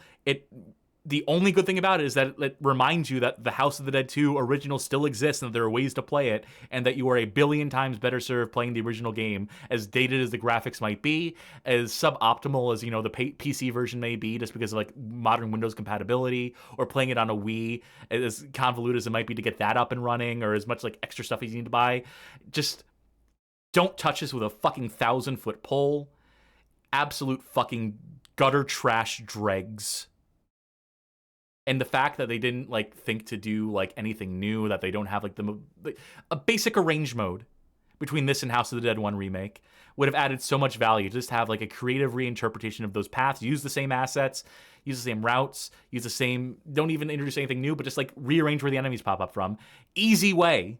Such an easy way to get more replayability out of the game and to counter and to curb so many of the complaints that existed. And if you want to go the extra mile, add a new stage here or there for those arranged modes as well. Have like new paths through the levels, reusing like old assets, sure, just like recycle that stuff to the gills. Do what you gotta do to do it as cheap as possible, but have fucking something. So much wasted fucking potential. I feel like anyone else in the universe would have been more passionate about these projects and done a better job. As it stands, MegaPixel were just developers for hire, the absolute most mercenary of fucking developers you could have got on this project, and what they turned in is nothing short of a product. A barely functional product at that, and it's such a goddamn shame because these games are genuine classics that deserved so much better, the House of the Dead 1 and 2, in particular 2. And yeah, I'm rarely this sad about a game. Usually, like, a game comes out, it's bad, I can laugh it off. Even, like, bad remakes, like, counting the differences can be, like, sort of fun. It can sort of be sort of like an exercise in, like, oh, they changed this up, and, like, trying to get to the logic of why they made the changes they did can be like a fun game in and of itself and make the experience of playing through a remake, even of a game that you love, and to see it like fucked up, you can still be like, well, let me try to logic out like what went wrong here. But playing through this, there's nothing to logic out. It's just that the developer sucked. It's just straight up that the team was bad. It's just they straight up like didn't have enough time or money or imagination or competency to put out a functional product. And so like every change that's made is just incompetency. It's just a failure to understand how the original game worked or how to design a modern game. It's just counting the ways in which they fucked up. And it's nothing like conscientious or deliberate. There's no artistic intention behind it because it's a completely soulless project, bereft of any joy or just any sort of spark of life. It's just a soulless fucking husk, and it's such a fucking sadness that this was not canceled. That people presumably spent money on this, that it gave more ammunition to the anti-rail shooter crowd, that they can point to this and be like, well, if they can't even make a fucking rail shooter in 2025, if they can't even remake an old game the right way, why bother putting out new rail shooters? If it's putting ammo in those assholes as guns, then you fucked up irrevocably. Then you need to get the fuck out of the business. Because I love my rail shooters, and the failure of these games in the market is probably going to go a long way in ensuring we never see another goddamn rail shooter again from the main end of the industry, from like, actual credited publishers and developers. I'm sure we'll get indie rail shooters every now and again, but like, it would be nice to get more of these. And the fact that these are as bad as they are, the fact they're as fucking embarrassing as they are, is probably going to go a long way from ensuring that Sega will certainly never touch this shit again. We're not going to see another House of the Dead remake attempt in 25 years for the 50th anniversary. This might be the last we ever see of House of the Dead. Think about that. This is potentially the last we ever get to see of this fucking franchise, because these games did so fucking poorly. And why would they bother putting any more money into this if the last thing people are going to remember and the point of comparison they're going to make is that these two pieces of goddamn dog shit? So yeah, damaging to all parties involved. I do hope Sega executives chewed the fuck out of those hacks at Forever Entertainment and the MegaPixel Studio team. I hope heads fucking rolled on the executive end over this. And that's the only solace I can find, is knowing that because MegaPixel Studio's website is down, that hopefully, fingers fucking crossed, that at least some of the people involved in the most egregious ways, responsible for the worst decisions made here, for allotting the budget and the time to develop, who didn't allot the proper time for QA, who allowed it to release in the goddamn state it's in, you would hope that at least one of the motherfuckers is out of the industry for good. You would hope that some of these people have been excised like the cancer they are from this business. because people like this are goddamn leeches who have no passion or care or love for this business, who just loiter around in the pursuit of money, putting things out as cheaply and quickly as possible with no reverence for the legacy of these franchises. And that's where so much of the sadness stems from. That Sega, in their carelessness, could allow these absolute scumfucks to sabotage what is one of their classic franchises, to do it such a disservice that it may well have killed this franchise dead. And I'll be so fucking sad if that's the case, because I may not love House of the Dead 4 or Scarlet Dawn, I may not even love 3, but, I'd be eager for them to have another shot at it. I'd love to see them continue to try. I'd love to see Sega remember this franchise exists at some point in the future, but I'm just not fucking sure. So if this is truly the death of House of the Dead, I can only hope it took out Megapixel Studio with it. I can only hope that they die alongside this garbage they put out. Anyhow, how do you feel about it, Johnny? 3 out of 5? Yeah. So, I'll make no bones about it. I'm very open. I am very burnt out with where this industry has taken their obsession with remaking, reimagining, things like that. And I'll just for clarity for my comments here, when I mean a remake, I mean what House of the Dead 1 remake there was trying to do, where it's the gameplay is as close to the original as possible, but you're doing like a shot-for-shot movie. It's like the Psycho remake, where it's shot for shot, but just worse in every way. Yeah, but because video games are an interactive thing, it's that you're redoing the code, but you want the end result to be the same. And like that original one already, it's like it feels cheap, it misses the mark in a lot of places, but it has some like slightly okay moments where it's like it can sometimes look okay. It still looks cheap. It definitely looks like if you're gonna go this route of redoing all the visuals and music, things like that, you didn't have enough resources, the time, the budget for it. You would have been far better suited just trying to what's a popular thing now? Decomp and recomp data code if you were gonna do something like that. The second one is so egregious. It would be hard pressed to find a remake that's trying to emulate the original game, fuck it up worse. But in some ways, I'm glad it exists to show, maybe you don't need to remake games, because what it requires sometimes is asking more than some companies and even the industry as overall has. It's just no, that original game as it exists holds up as it is.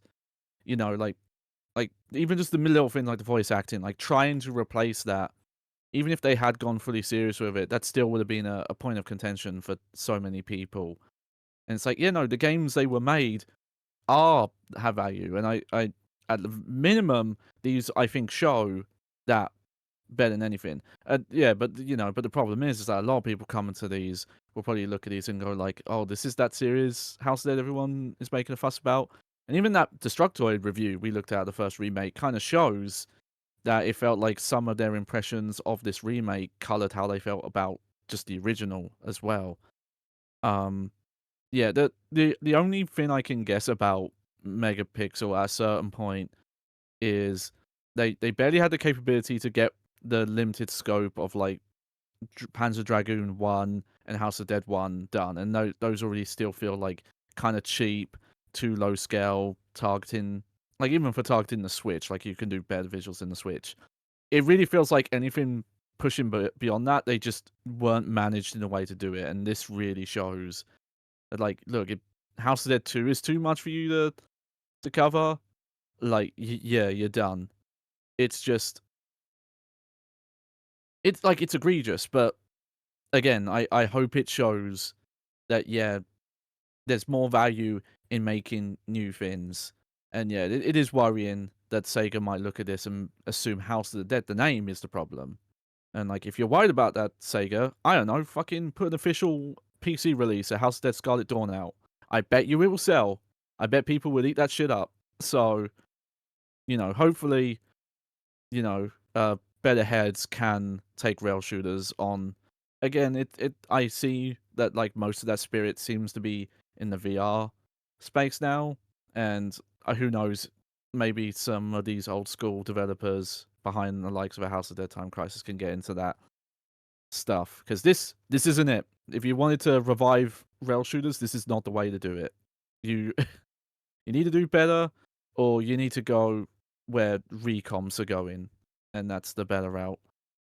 But yeah, it depressing but cathartic in a way, just because I think this is such a good example of like why we should move beyond trying to make old games new like this. Same shit. It's cautionary over and tale. over and over Yeah. again. Fuck, man. Bummer episode. But we hope folk at home had some amount of fun, some amount of catharsis. I do appreciate it, and I thank folk from the House of the Dead community who showed up for this. Oh, yeah. I hope this was somewhat cathartic for you guys, too. It was for me, in a sense. I'm there with you. I might not be a contributing member of the wiki or what have you, but no, my heart is with this franchise, has been for decades. Hopefully covering the history of MegaPixel in some capacity makes this something like a definitive look at this disaster, these two disastrous remakes moving forward, showing off the games in full, showing where they can fuck up and go wrong. And yeah, here's hoping that we get more House of the Dead at some point. Not to be all doom and gloom, to try and like bounce back from the doom and gloom. Hopefully, with any luck at all, again, a cooler head prevails, like you said, Johnny. Someone at Sega recognizes that, no, where we fucked up was allowing these people to make the game, to handle our, this key franchise. What we should do is do it in-house, or really vet the people we're hiring out to, and let's try again. Let's really put the effort in. Let's give it the time and the budget it deserves, and let's try again with House of the Dead. And then hopefully the rail shooter sickos, hopefully House of the Dead fans show up in droves for it. Hopefully we can get the conclusion to this story, to this goofy-ass story they've been trying to tell since 1997, that it reaches some sort of satisfactory conclusion. But with all that being said, with all those hopes and dreams on the table, it is time for us here to say, folks, thank you for tuning in to this, our Bad Game Hall of Fame look back on the House of the Dead remakes 1 and 2.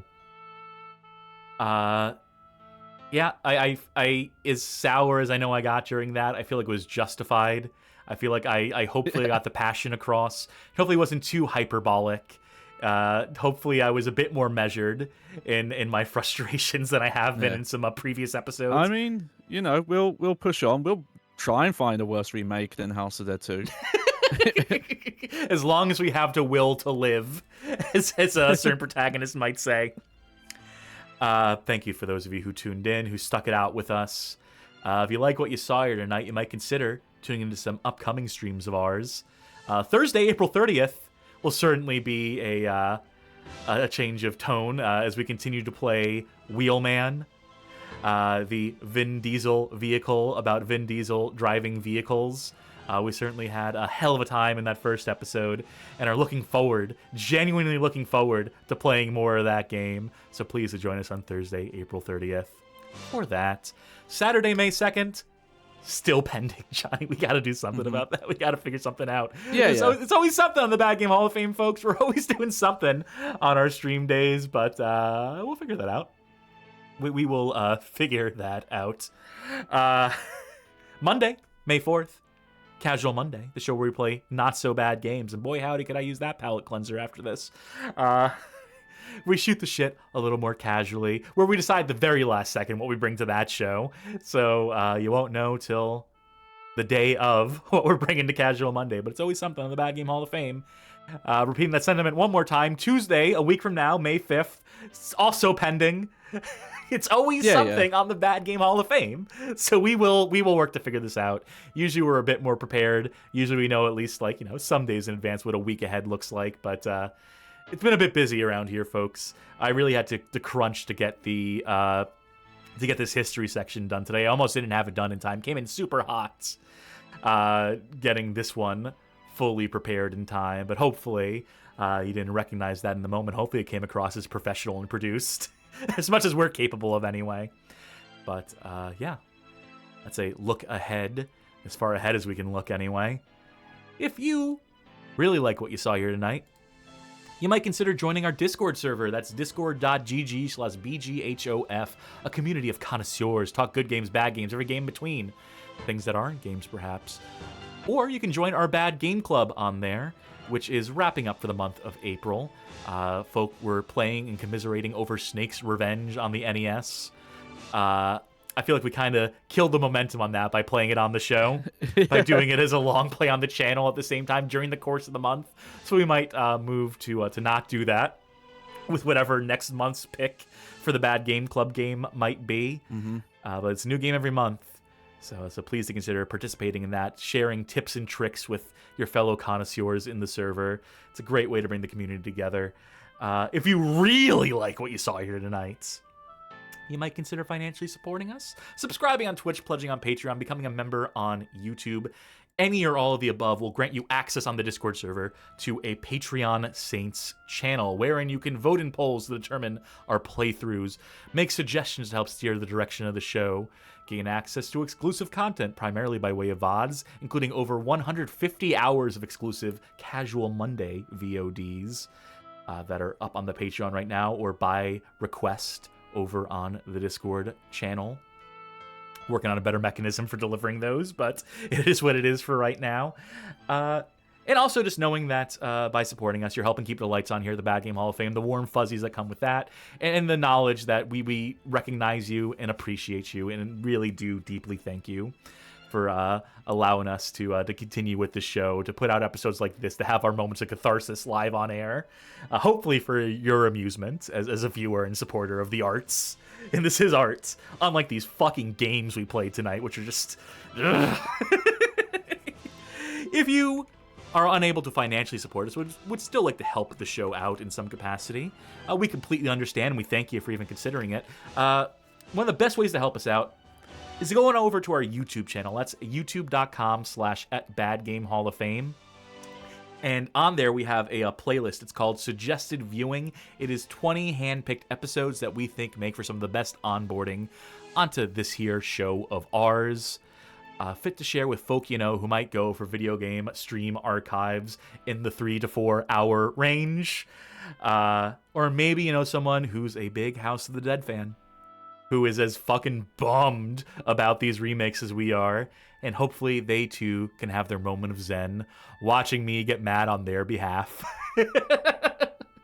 That's a genuine recommendation. If you do happen to know any House of the Dead fans, I feel like this is actually hopefully a pretty good episode to share with them, to let them know, like, I feel you, man. I feel your pain. I watched these two dorks play through this game, and it looked rough. It'll be a bonding experience for you. Please consider it. We leave it to your discretion, though. Of course, dear viewers. Anyone streaming at this current moment in time who doesn't look like they're about to end their stream, who hasn't been going for, like, say, 10 hours, who is probably going to end the second we raid them? I got one. Looks like Cybertruck Alpha, who is now Cyberzerker Alpha, is playing Tomb Raider, 1999's Tomb Raider on the PC. I'm not sure if this is the remake, if this is actually one of the sequels, in fact, but, you know, conversions of old school games to PC, that seems somehow apropos. Good enough, anyway. So we'll send folk that away. Please let them know that the Bad Game Hall of Fame sent you, so on and so forth. For the Bad Game Hall of Fame, I will again thank y'all for tuning in. I have been Caleb Cassidy. And I've been Protector of the Life Cycle, Johnny Baghead. Very good. Until next time, we'll hope to see you again later on down the road. Bye now. Farewell. Farewell, friends.